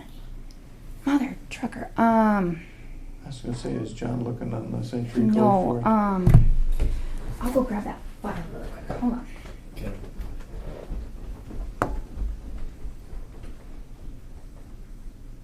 Is this place like, what is it, at Riverville itself? Yeah. At the old Haynes place? Yeah. Okay. They've Who's been doing operating it it? for, they've been doing it this way for, I don't know, how many, 5, 6, 7 years, John?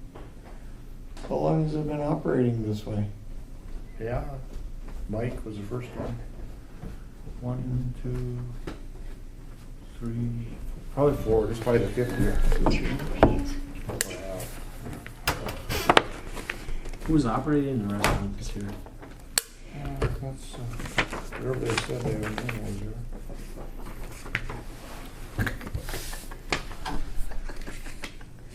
That was a good answer. Yep, so beer is $50 for a 6 months. And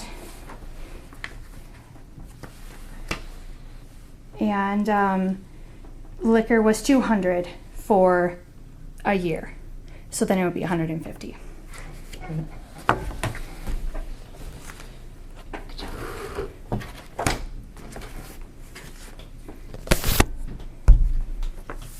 I'll make a motion to grant the liquor license. Is it liquor and beer? Liquor and beer, yep. Okay. Motion by Mark to approve liquor license application. And beer, second by Stephanie. Is there any discussion? Any discussion? Any further discussion? Barring none, we'll proceed to vote. All in favor signify by saying aye. Aye. Opposed, same sign. Motion carries. All right. Thank you, guys. You're welcome.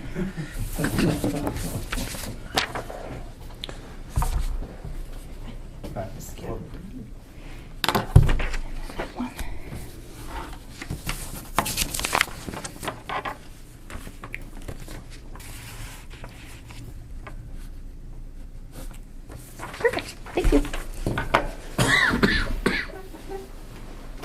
Did we already approve the drought thing? We did. Yeah. Yeah. Thank you so much.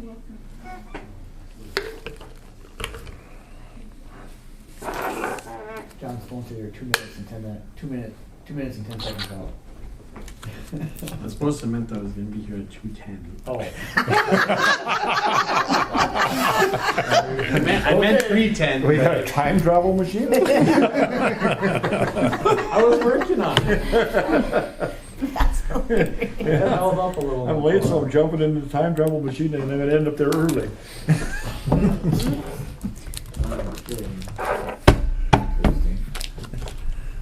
I may have been a streak down Highway 1.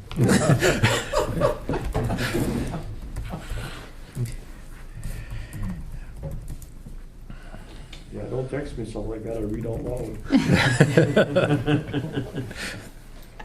Didn't mean to tell him, but. Okay, we're on to the budget. Okay. So what you have in front of you is the budget as department heads have requested.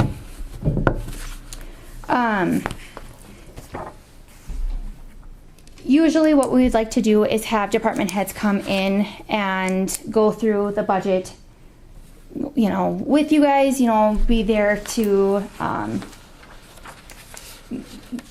be able to defend their budgets and you know, have those discussions with you.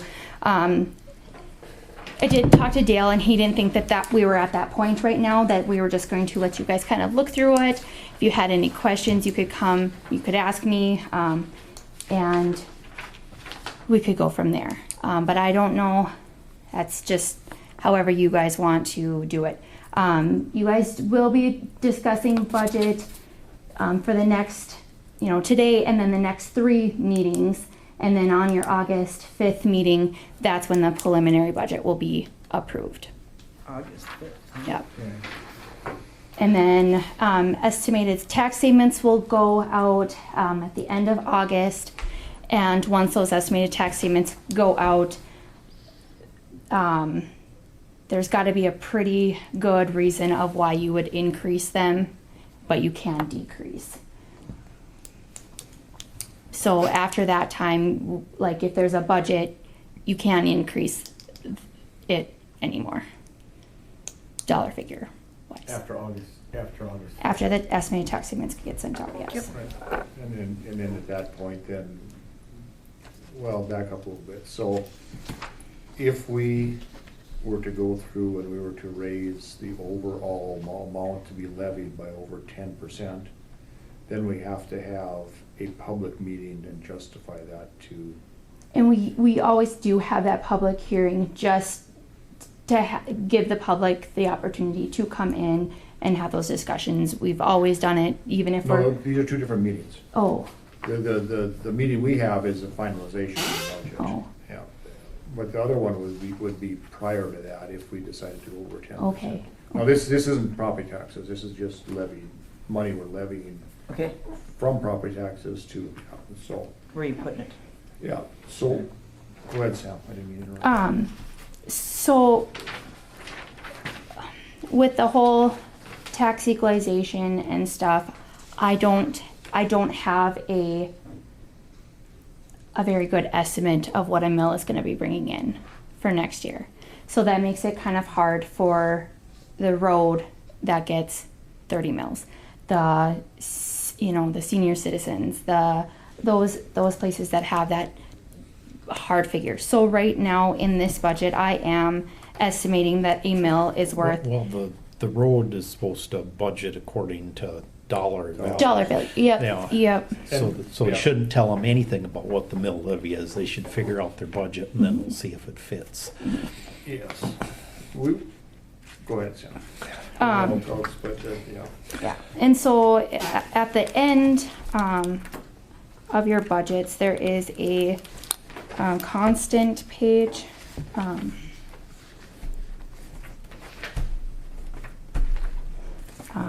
It is page M1, and that's where I put in an estimate of what the Griggs County is going to be worth, and I just raised it just a little bit. I didn't raise it very much because I wasn't sure. So I did raise it to 23 million, and then the estimate of Cooperstown, I raised it just a little bit to 2 million, and then that gets you to the libraries, because the library is the county less Cooperstown, because Cooperstown has the library within their city budget.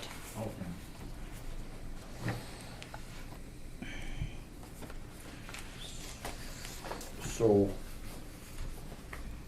we are hypocrites to a certain extent as far as levying by all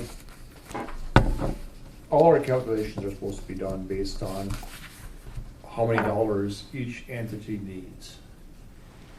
Now, with some of them, the senior citizens and the fair and the, what's the other ones? A senior citizens fair, historical society. Southern Fair District. No. Because the weed board has to have a certain amount for state cash. So they on some of those entities, on all entities, there is a hard limit to the mills that we can levy.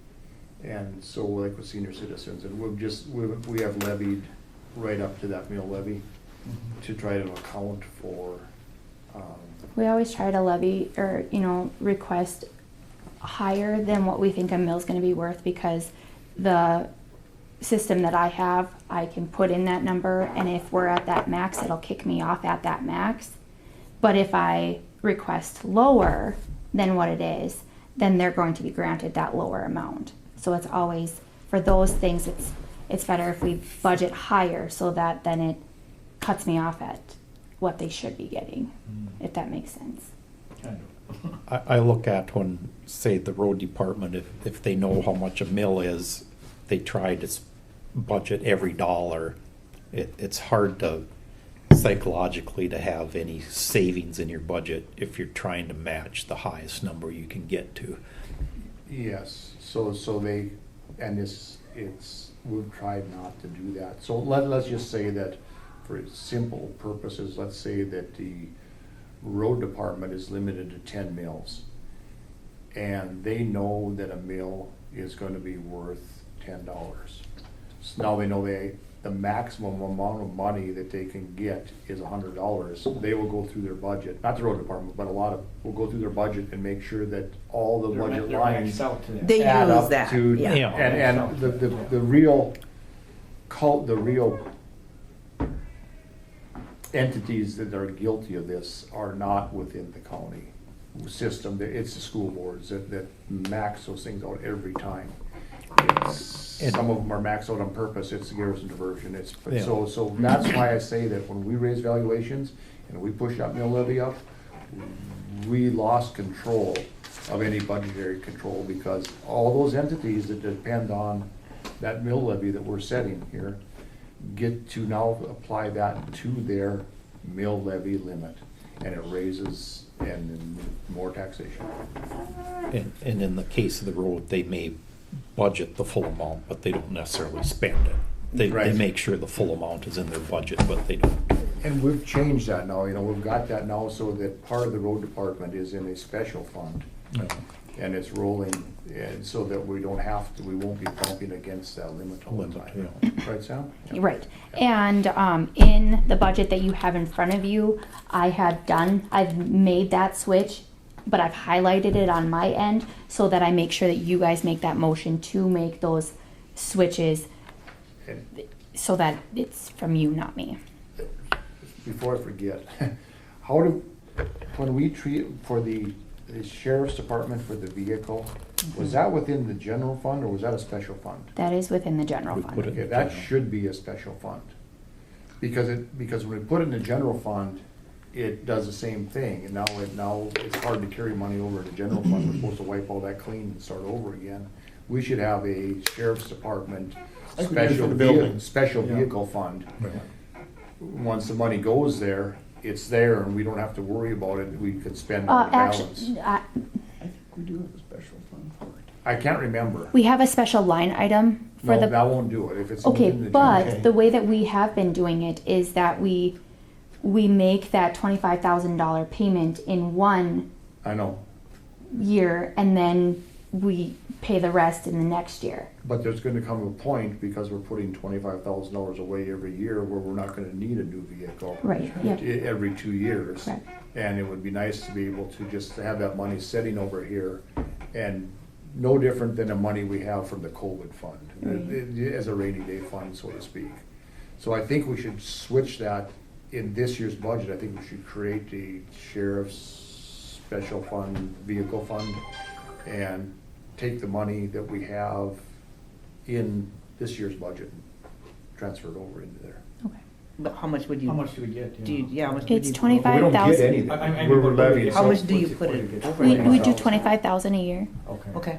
So then So- and then we do one payment one year, the next payment the other, and then we have the vehicle delivered the first of that. So it's kind of like the appreciation. I'm gonna put this So away it's- for when I need to use it. And when I use it, I just pull it out and use Right, it. because at some Okay. point, we're not gonna need a new vehicle every 2 years. Right. I would hope we would just do it on mileage, and when they get wore out, we do get a new one, but the way we're doing it now, we would lose that money unless we spend it, so to speak. Mm-hmm.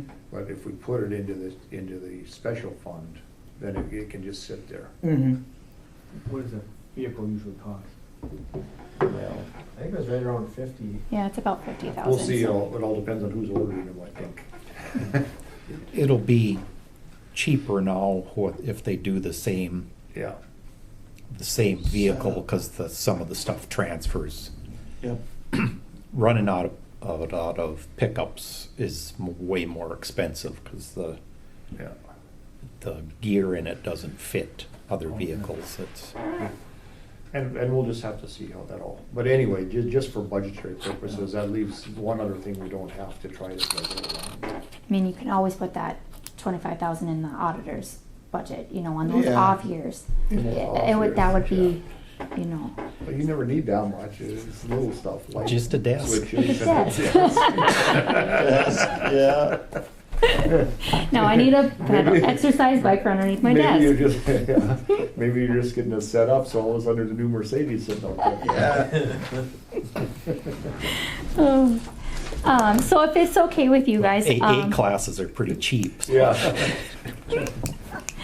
if it's okay with you guys, I'd like to just have you guys look it over, and then I will request that the department heads be here at the next meeting, so that they're able to discuss all of these with you. The only one that I know will not be able to be there at the next meeting would be the county agent, because that is Fair Week. So he is in the building if you would like to talk to him now. Otherwise, I think we should, if it's okay, I'd like to push that one off until the 22nd. Yeah, I think that's fine. That would be all right. Everybody kind of needs time to look over the Look it budget, so- over so and- they have some questions to ask of the department heads. Correct. Yep.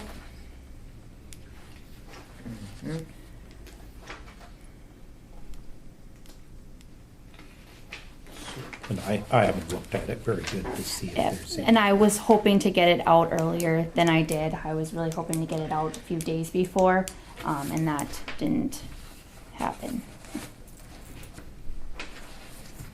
The only question I had was like the recorder's office showed a decrease in salary.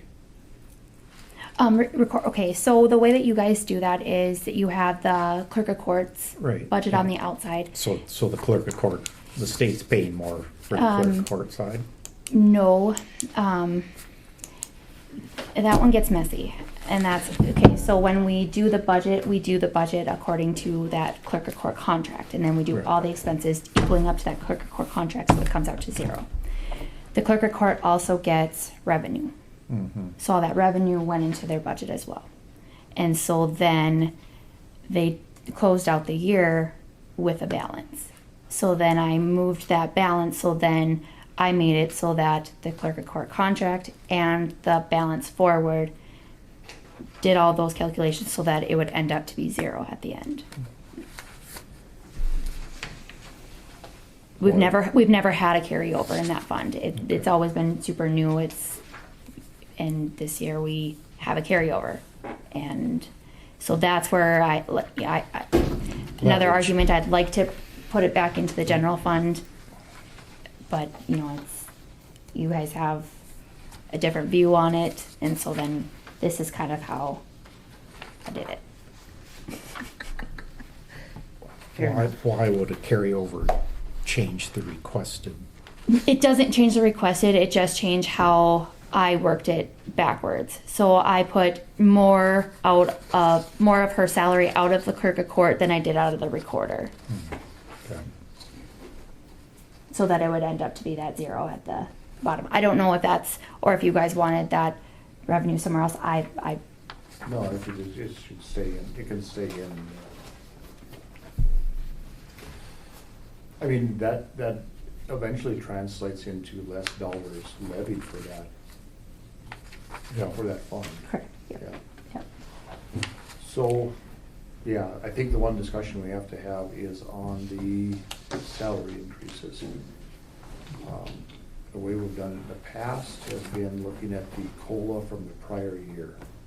Now, last year, I wasn't here, it got slipped by us a little differently. Last year? Yeah. We didn't use the 2019. We used, I don't know why it was 2.3 something, but that wasn't what the COLA was. 1 point. One for three, now for 2020, for 2021, it's 1.3. Last year, when I did the calculations, we got a 1.6. Okay. So I believe we did it right, because Okay. I was wondering about that too, because I was like, okay. But I see it's 5.3 here. Yeah. Yes.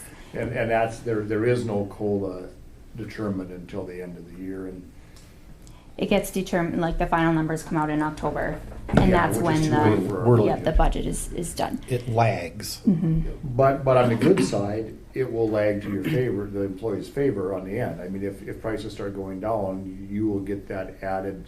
I mean, maybe next year at budget time, the COLA is at 10%. That'll be the raise. Well, that's. Do you have to go by that, or that's just what you guys have practiced? That's what our practice We've has made an been. arrangement. So that's just an option that. Yeah. Okay. But we've never reneged on it, and it was this was basically a result of negotiations with the employees and the elected officials to arrive at some means of a raise every year. Yeah, but what was it this year? 1 point. It will be 1.3. it was 1.6 this Yeah. past year. And it's based on the same increase as just people get social Social security, the Security. military, everybody else. But we don't factor in, the raises in healthcare and retirement, all that aren't part of this. So that they're all, whatever it costs to raise them, we cover it all. So that's the way it's been, because a lot of the citizens are living on social security and they get that raise, and that's the way we've done it here. Just I don't know, go ahead. argument a little Yeah, bit. go ahead. Through the years, when it's been this way, when we've used the cost of living or the Social Security cost of living, it's been like a 1.3, Yep. Stuff like that, and it's kind of been a little change, not too much. This year, it's significant change, and so when you use last year's cost of living, and us employees are trying to live in these increases, this cost of living, and we're only got that 1.3 when cost of living did go up and possibly could go up to 10%, and we are only getting that 1.3, but we still have to live in these costs. That's where it's kind of getting, that's why we're like, we still would like to get the 5, and then we could, fluctuate it next year, so that it's not a huge jump next year. Maybe. But how do you put those rules in place? Yeah, I don't know. That was just kind of some thoughts and stuff like that. I understand. But I mean, the reason we did it, of course, was, so for some background. So we have elected officials and we have salaried officials. So there's always been the argument, well, how do we compensate the elected officials for time and service? Well, there really is no way to do that, because what happens when an official becomes unelected and somebody with no time and service steps into the position? We can't cut the salary because they were running against somebody at this salary and had to base their decision on that. That's why government in general doesn't pay elected officials for time and service. They pay them on a graduated scale of cost of living increases. It's not like private industry. Have we done a comparison as for the rest of the states? Like what you guys do. The state average for your position is this, or this is where it is for that. We've looked on there is the Association county of Counties has this salary survey. Okay, well that's nice. Because then we do that. Long-term care, of course, is not. Well, we're pretty long-term care. We're nonprofit, but we base ours on. We get a salary survey every year, so we make sure that pretty much across the board we all kind of have the same salary, because our rates to us are based on the government. The government tells us this is how much you're going to get year round. So that's kind of an equalization. But we also have the matrix scale. So if you have been here, like our starting people, this is your starting. If you're brand spanking new, this is where you're starting. This is where you are, and every year your experience gets on that matrix scale. But and then kind of keeps within the same. So that Grand Forks, granted, sometimes Grand Forks pays $30 an hour for a nurse, where I can only give 27. But that, of course, is going to happen. But it's not being like I'm paying 23 because I'm in a netta and the cost of living is cheaper. But you still, I think that's kind of an idea to be able to do a comparison to the salaries, just to see that. I just did one just for my office, just strictly for my own personal thoughts. And for the auditor's position, and I did Foster, Steele, and Nelson. Right now, I'm getting $44,000 a year. Foster County is getting $64,000 a year. Steele County $63,000 a year. Nelson $53,000. Why is there such a big difference?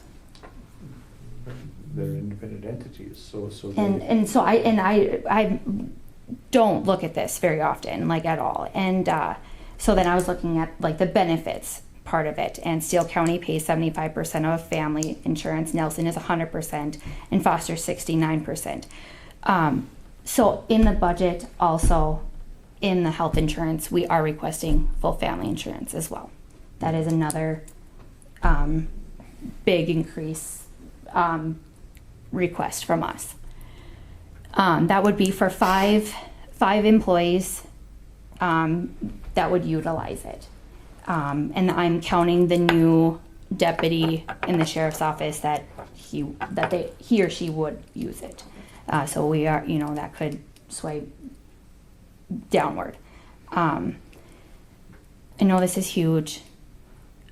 I 100% I get that. And then there's a difference in counties. We pay the full retirement. Was it 15%? A lot of counties pay half. Steele Nelson, and I'm not sure about Foster. What does that but I come know up to be? A lot of money. it's quite a bit. Well, what does that come up to It's be like for? 15.4% of salary. So if you get, So what's the benefit of paying more in the retirement? Wonder if in Because it would be a, so. that's how it was set up when we were here. Okay. Got here. Just think of it as social security. So when you have to pay half your social security, it comes out of your salary. The county's paying her half of her retirement. mm-hmm. So it's a direct, it's a direct So dollar amount. that's $6,700 on top of the 44. Okay. Well, not that, half of that actually, because most counties pay half, or most counties pay half. I think there are some. So Steele and Nelson, I know in they the- pay the 100%. I don't know about Foster, but You know, in the county system, the way with the retirement, the healthcare and everything, everything else is paid by the county for that employee. mhm. Right now, it's about, for every dollar that an employee is paid, the county pays another 53 cents in retirement benefits, health insurance, unemployment, and all the rest of it. So you can take the salary that they're receiving and take it times 150. So $44,000 salary is actually a $66,000 salary in benefits. Mm-hmm. Yep, that's what we kind of. And so to try to compare county to county is almost impossible because there are just a zillion different variables. Yeah. And with ours, with our salary increase, it also includes the benefits and the 4K. I mean, what do you guys all play? Because we pay 100% single. Some of them pay different, so they kind of figure out the average of the person and stuff. So that all has factored in there because that is all. It's not cash to you, but benefits is still cash to you that you didn't have to pay. Right. And most of it's tax exempt, so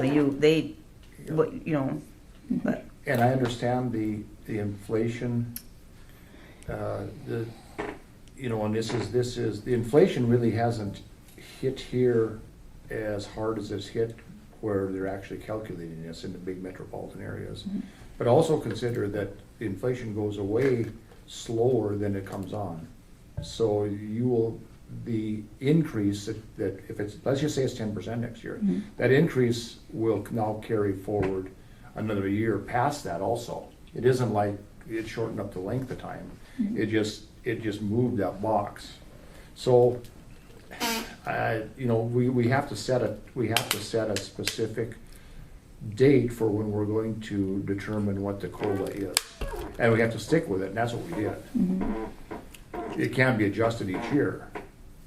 We're going to use either the last COLA, which is 2020, or we're going to use an estimate because there are no other COLAs. They're estimates by a bunch of different entities. So I think year-to-date inflation is like 8%. Yeah, and the latest estimate is 5.3%. Well, so what happens if it's 10? And now you've accepted 5.3, and then would you expect another adjustment then when the COLA comes out in 2021? Well, then I was kind of thinking, about this and stuff like that because you don't get the numbers until it needs to be finalized. Right. Yeah. Yeah. And End so of the third quarter. I was just wondering if we could do a policy of we use this year's estimate, last year's adjustment. So then if we use this year would be 5.3 because we don't have an adjustment because we used what it was. So then we do the 5.3. Next year, if it went up, we would say, then we'd use the COLA for that year and the COLA either up or down from the year before, from what the estimate was. So. But the estimates are third-party estimates. They're not backed by anything. Right. I mean, you can have an estimate into where I was looking before I came in here. One was 12%. Right. don't know. The only thing we have to know is what final was of the end of the third quarter last year, which became the 2020 COLA increase, which is now what they're using for 2021 for all the recipients. It's 1.3%, which I know. So that'd be like a $500 raise to you for the year. That's it. Mhm. And the sad part is your expenses are definitely going to go up higher than that. Your health insurance that you got to pay is going to go up higher than that. Your everything else, so you're actually going to make less money because everything else is still going up. Well, that's what the COLA increase is. It takes into its, that's what it's about. It's the increase in standard of living or cost of living. Right. Yeah, it's called a cost of living increases. But in that one, insurance isn't included. Insurance is covered. Insurance is covered. We cover insurance. So that Oh, I'm can't just be saying, part for of- example, if somebody picks up insurance or any other expenses, your whatever your living expense in itself isn't going to be only going up 1 point some percent. It was that same argument, like last year, we do have an employee that needs family insurance, and she's not taking basically anything home right now. Mhm. And if the increases keep going and the salaries don't, she's going to start having to pay the county. And I just fear that we're going to lose a lot of employees if we don't either take over that health insurance or do something more with the salaries. I'm not wanting to get rich. Like I'm just The insurance side. I just fear for her, and I What percent of family do we pay now? a 41.37%. Oh. We pay a single towards a family, so we pay $700, yeah. $734.72 towards a family. Mhm. So it ends up being 1,000 something. Yeah. This is, I hate to be mean, and it's going to sound mean, but some of my staff, because we pay single and full. Some of my staff, it's cheaper for them to outsource their insurance through a different company than go and picking up from Annetta Parkview. Yeah, That's what I have to do. I can't adjust it, and I can't afford to pay everybody's families. But can I make it up somewhere else? Can I help you out somewhere else? But that is tough. I think you guys have a cat's meow policy too. I mean, it's like the cat's meow. It's like I want your policy, and I want to only pay $739 per my singles for that too, because I sure the heck don't have that. Mm-hmm. And I got $6,000 deductible for my staff, so I got garbage insurance. I can feel it, but and the other sticking point is, so then how do you differentiate between a family membership for somebody with a family, and so now they're in effect being paid more than the person with a single, and there's just no way to. It would be a benefit, but I feel like it's the same as like Jamie. He doesn't take a single policy, but we're not paying him anymore because he didn't take that single policy. It's just you kind of use it or. Yeah, but that was his choice not to take it. Right. It Use it or wasn't- lose it. It's just Right, exactly the opposite. Yep. Yeah. once upon a time we had the in lieu of benefits. So if you chose not to take my benefits, I could pay you more an hour. That just became such a hassle and a fight. And then now we just said, forget it. Either you take it or you don't take it. And this is what I can afford to pay. But it's. And that's kind of this. I have a hard time with the full family insurance. I am so I know. sorry. I would No, love to I- help out you guys, but I can't budget that. But It's so hard to. It's so hard because even if you could arrive at a full family cost, each individual family might have a different cost also, correct?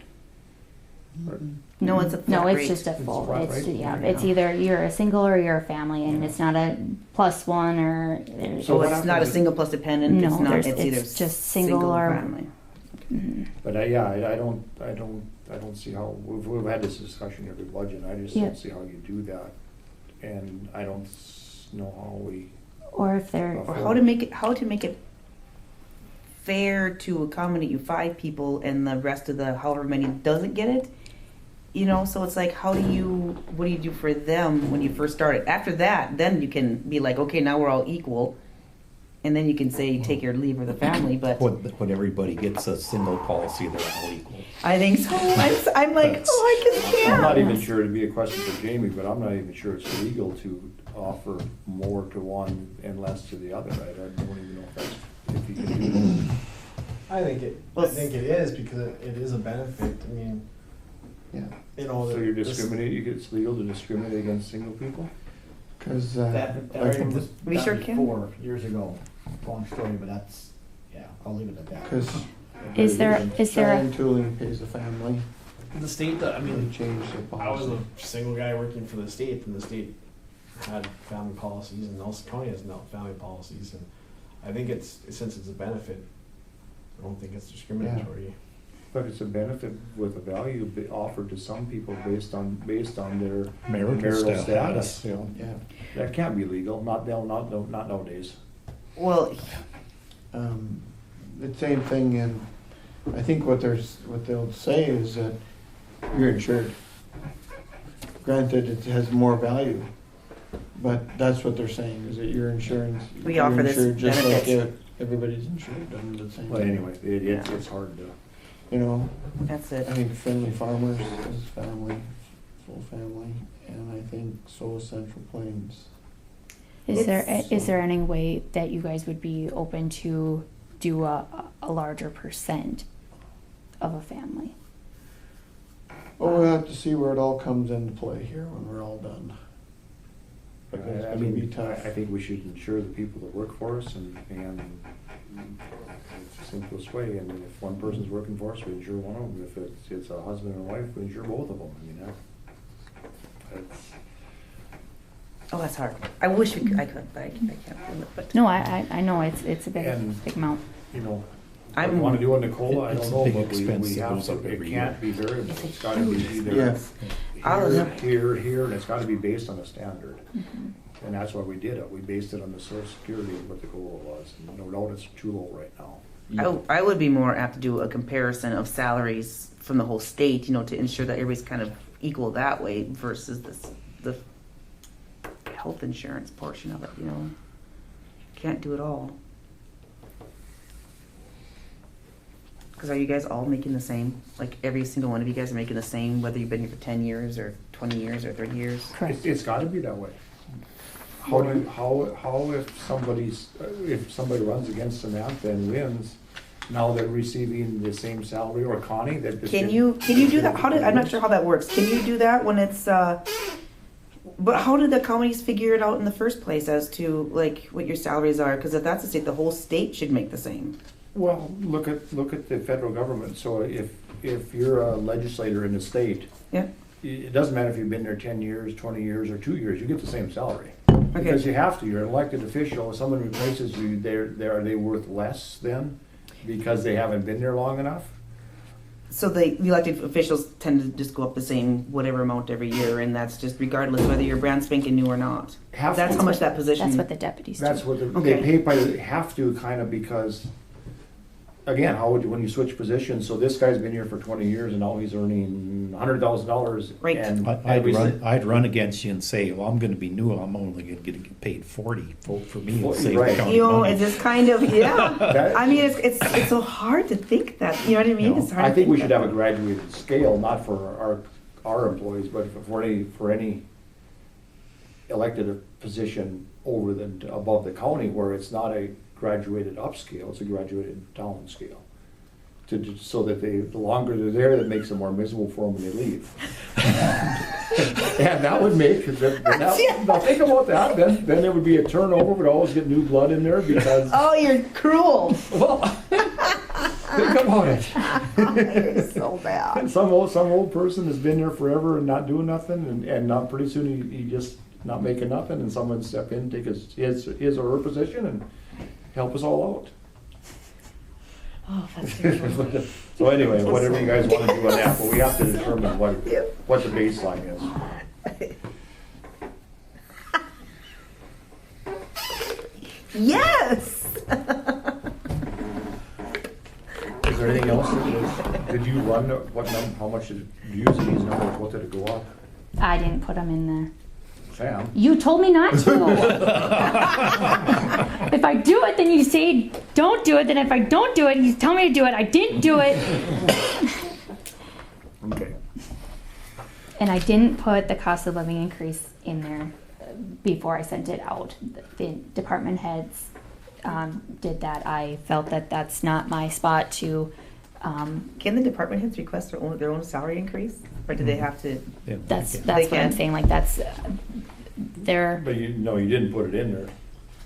It was a coincidence. It happened. Yes. 5.3. Yes.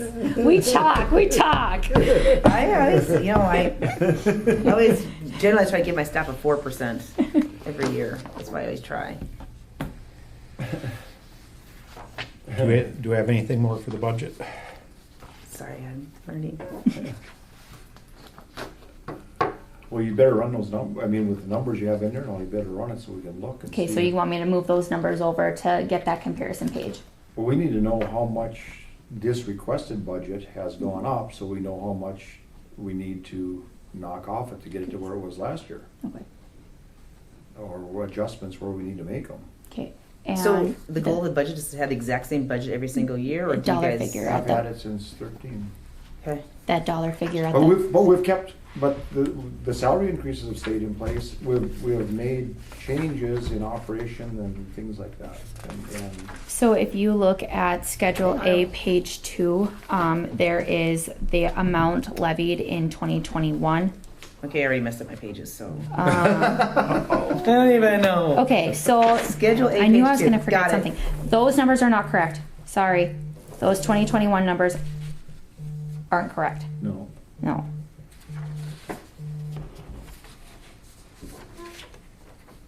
No, they're not. Maybe they are. I knew doing little bits here and there is going to screw me up. I You're just trying knew to get it. a raise.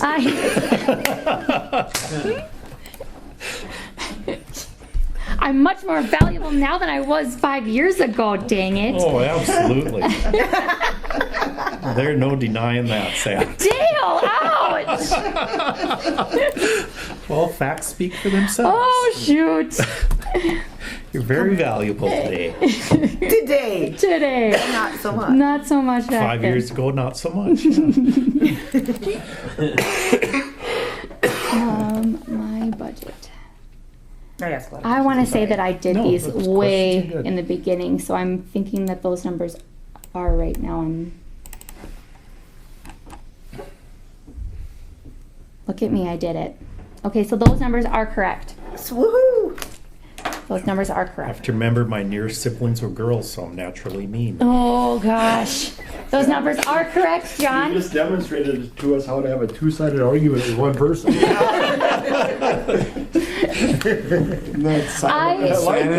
I need to just not do anything with the budget up until I'm just going to do it all, and Yep. so that I remember everything. I agree.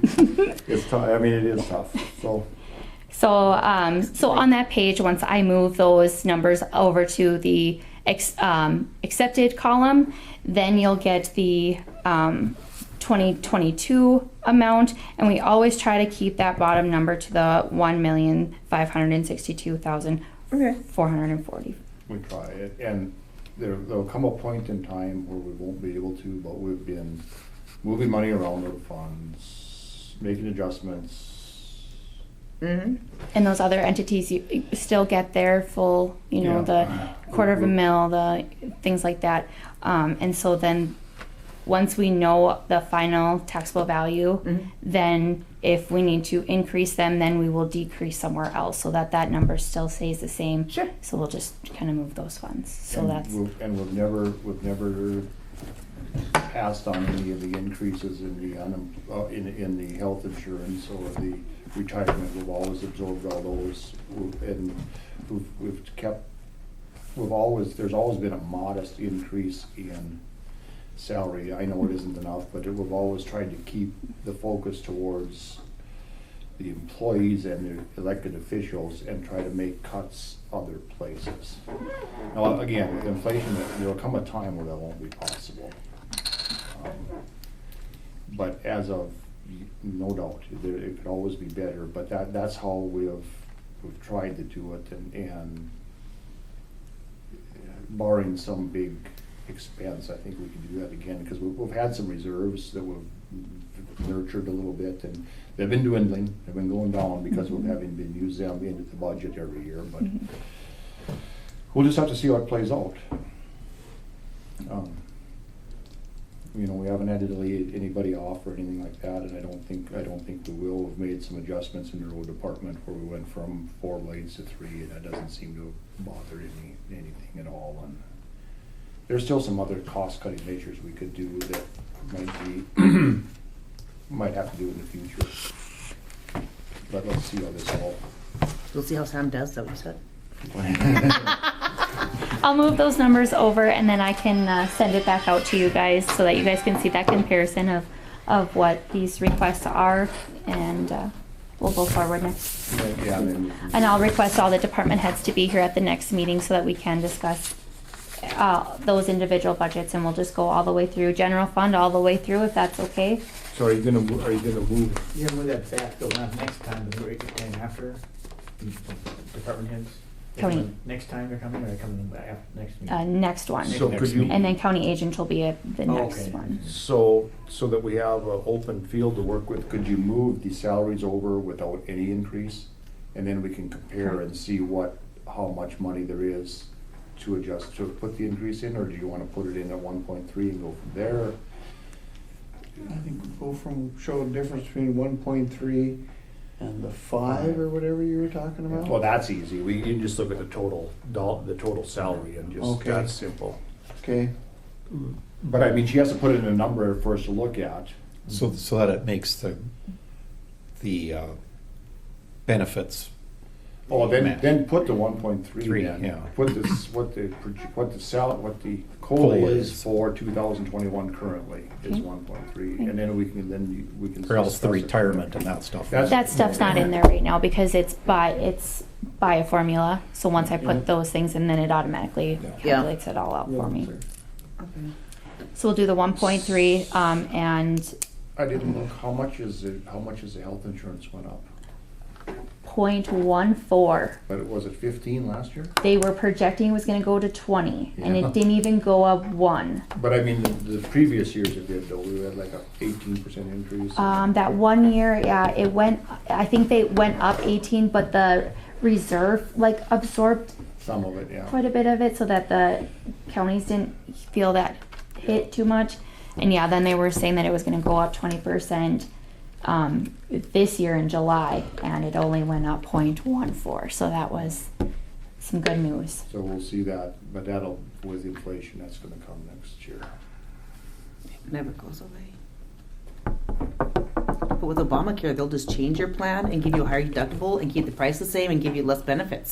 So that's how that works. This is their comparable plan. And they're going to still raise it 2%, but to make it accountable and so it works. I'm like, no. I might be going through that right now. Maybe. I might go through that. I just finished my budget, so I'm working on a lot of this stuff now. So it's like, no, this makes no sense. Who's making the money here? Not us. And then you applied, So you want me to apply the single well, the, policy, or can I take over the full family insurance, and let's just see where it lays? we know where it's at right now. We know That's how much more it's gonna be. Let's like go with the constant for now. $5,000 a month times 12. That's a lot. Mm-hmm. Oh, one other thing, when you guys are considering all this, the voted on mill levies, like for the road and all the other voted on mill levies, they aren't a hard levy. You don't have to levy 30 mills. The language always says up to 30 mills. So, but it is always just 30. Up to, no, it's up to, that's the limit, Oh, What is the okay. road department right now, 28 something? 30. Oh, it's 30. But think it that's was- not that's a hard limit you can't go over, but you don't have to levy 30 mills. Okay. Okay. That's your point. And that gets mixed up sometimes where, well, they said 30 mills, no, it says up to 30 mills. And that's- because you can't. We don't need. And that's where you go by their Yeah. expense that they submit and get as Right. close to whatever, how many meals it takes to cover Right. that? Mhm. So that's why we try and always, work it that's why you, That's, that's why you go through, I you shouldn't think even look at how that's- much money you can get. We should say, we need this for this, this for this, this for What this, your this actual for budget this. should And be. then when the final calculation should be how much of that 30 mils we're gonna use. Yeah. But a lot of times it gets the other way. Goes over the. It goes, well, here, we can use this much, and then they go, and we're all guilty of that. I But see, like the road department, if we've had extra into it, you know, whether it's the outside contractor or whatever, you know, you use that for matching funds, if we've had extra left over again. And that's why we put that in that There's that- special that funds, when special. all was separated, those So now we start- extra dollars that come in from actually levied dollars. Yeah, we start the year out with a zero balance. That Yeah. balance then goes over to that other fund, and then that fund is just Yeah. there. do we tend to have a lot of carryover at all? I mean, or, Occasionally. Within the general fund, or no, from people's funds to go into that special account? yeah, that's all on here. Oh, okay. I'll So, read it. It's kind of confusing, so funds, the way the accounting system works, it doesn't work like your accounting system that you're used to. So, a budgeted dollar from 2020 that didn't get spent Yep, is still shows up in that fund. okay. And so it just keeps growing and growing and growing. just not the general fund, like mine wouldn't grow if I The don't general use it. fund won't, Right. I'm but within some of the the other ones do. So they can, it's not supposed to be that way. It's not supposed to be a savings account. Every dollar, the budget is just the money you can spend, it's not the money you have. Right. But a lot of times it gets treated as that's the money that we have, and we can just keep rolling it over and over and over and over again. And her general fund, the state finally stepped in and said, no, you can't do that. Because counties were hoarding state dollars. So Yeah. rather than, the state said, we're giving you this money, Spend some. and you're And just not using using that it. money, and you're not taxing your citizens. Yeah. Oh. Or some citizens complained where the county's taking this state money and they're still taxing us. And so they passed a law so that every dollar not spent Yep. is not available anymore. Okay. Yep. I mean, we And don't, so the way that we use it is we use those to offset the levy. Okay. So like on B6, the beginning balance of January 1st was 880,000. So I put that number in there, and then, when we did all of our expenses and revenues or whatever, we ended the year with 776,000. That now is going to offset the levy for the general fund. Okay. So it's, so used correctly, it gives us an incentive to be frugal. Yep. Used incorrectly, it gives the incentive to build a big war chest. If they keep levying the max, because we have a maximum levy on the general fund too. yeah. We never approach No, it, we're but some counties way do. below. Some counties max out the levy and keep the funds and. A wealthy government equates to a poor citizenry. Every dollar that we take from them is dollars that they would better spend in their hands. So, there we are. Now we got to derive it, how we can do this. So I will move some numbers over. I will send it out again. And then if you guys have any other questions, please contact me. I do like to have any changes that you would like to see in the budget. You can come in, we can finagle some numbers around, but I don't say that all changes need to be made here. So. Right, and yeah, and most of the department heads are good. They look and see what they had with budget last year and they budget accordingly. And we do keep a little bit of a reserve fund in the general budget in case there's unexpected things that come up. Like And this. then, yes. I'm frugal. Yeah. I'm sorry. The one salary I would like to look at is that we stepped out of in my estimation, we stepped out of our protocols on was the county agent's salary. We were looking for a county agent, and we had a salary that we'd always paid, was been a set salary, and it went up accordingly. And the candidate that was brought to us was touted as having a higher education and thusly deserving a higher salary. And that became the policy, that became what we went with. I believe that employees should be paid on their value, not their education. And this county agent he does a good job, but he doesn't do any better job than the county agent we had hired at $6,000 less a year. So I think we need to look at that. We were pushed up against a wall because we needed a county agent, and I believe that the wrong decision was made. I'd like to revisit that, but that's up to you four people and whether or not that salary should stay in place again. But we can't legally lower salaries, can we? Sure we can. I don't see why you couldn't. Oh, because I can't. Not No, unless not it's- you, but no. And again, You can't be paid less for the same position without something being different, is what I thought. Like if you move to a different position, let's say that county agent was county agent and moved to auditor or wherever, Yeah, well, they can they change that. But if you stay in that same part, I don't know if I can. You're double check law on that. Well, I don't know how that works, But- but we pay a portion of it, NDSU pays the salary. So do we agree on the salary or the portion that we pay? We agree on how much money the county is going to allocate towards the position. I think what would happen was if we decided to decrease the allocation by that salary increase, I think, and I believe NDSU would just pay him the same salary anyway.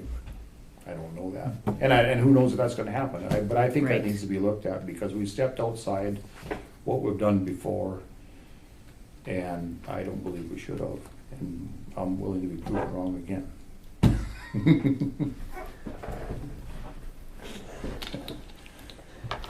We're here to talk about everything without regards for whether or not it hurts somebody's feelings or what the consequences are, because ultimately we are spending money that is not ours, that we forcibly take from people, and we should be able to have a clear conscience that that money we spent was very well used.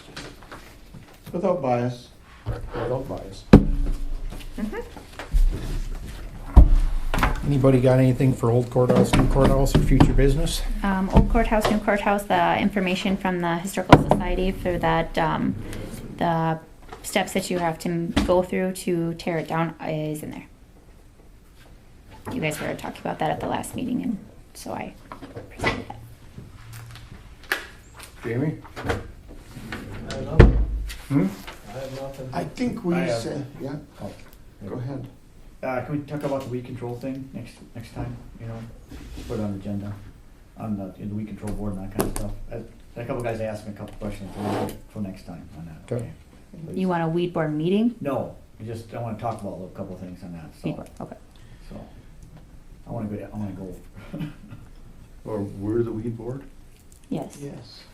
We're it, so, okay. Well, put the agenda items on there then, so we don't. Yeah, I will, talking I about will, it. yeah. Yeah, just those letters, the declaration, I guess for me, the declaration and those letters, I guess those were taken care of. I got those for you. So we just asked if we go forward now and demolish it? Oh, for that, yeah.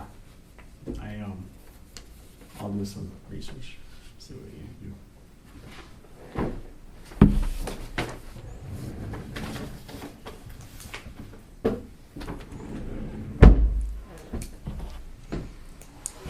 Well, good luck with this. Yeah.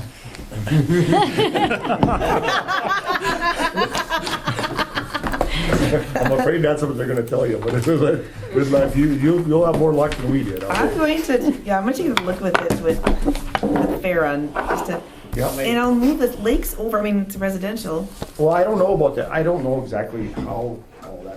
I'll call Kim, and I'll call Kim, because if we, in the past, have always put it to residential, we'll just leave it residential, but Yeah, I we don't wanna. have a lake shore. I didn't know a lake shore was a thing, so then when they were like It was saying a number, and it was right below, and I said, it's a lake. There it went then. The way it stands now, they could Conceivably tell us to raise. Scott makes motion to adjourn. Is there a second? Second. Second by Stephanie. Any discussion? Any discussion? Any further discussion? Barring none, we'll proceed to vote. All in favor, signify by saying aye. Aye. Aye. Motion carries. Meeting is adjourned on June 17th at 5:14. Next meeting is July 8th at 2:30 PM in this room. What was the commercial?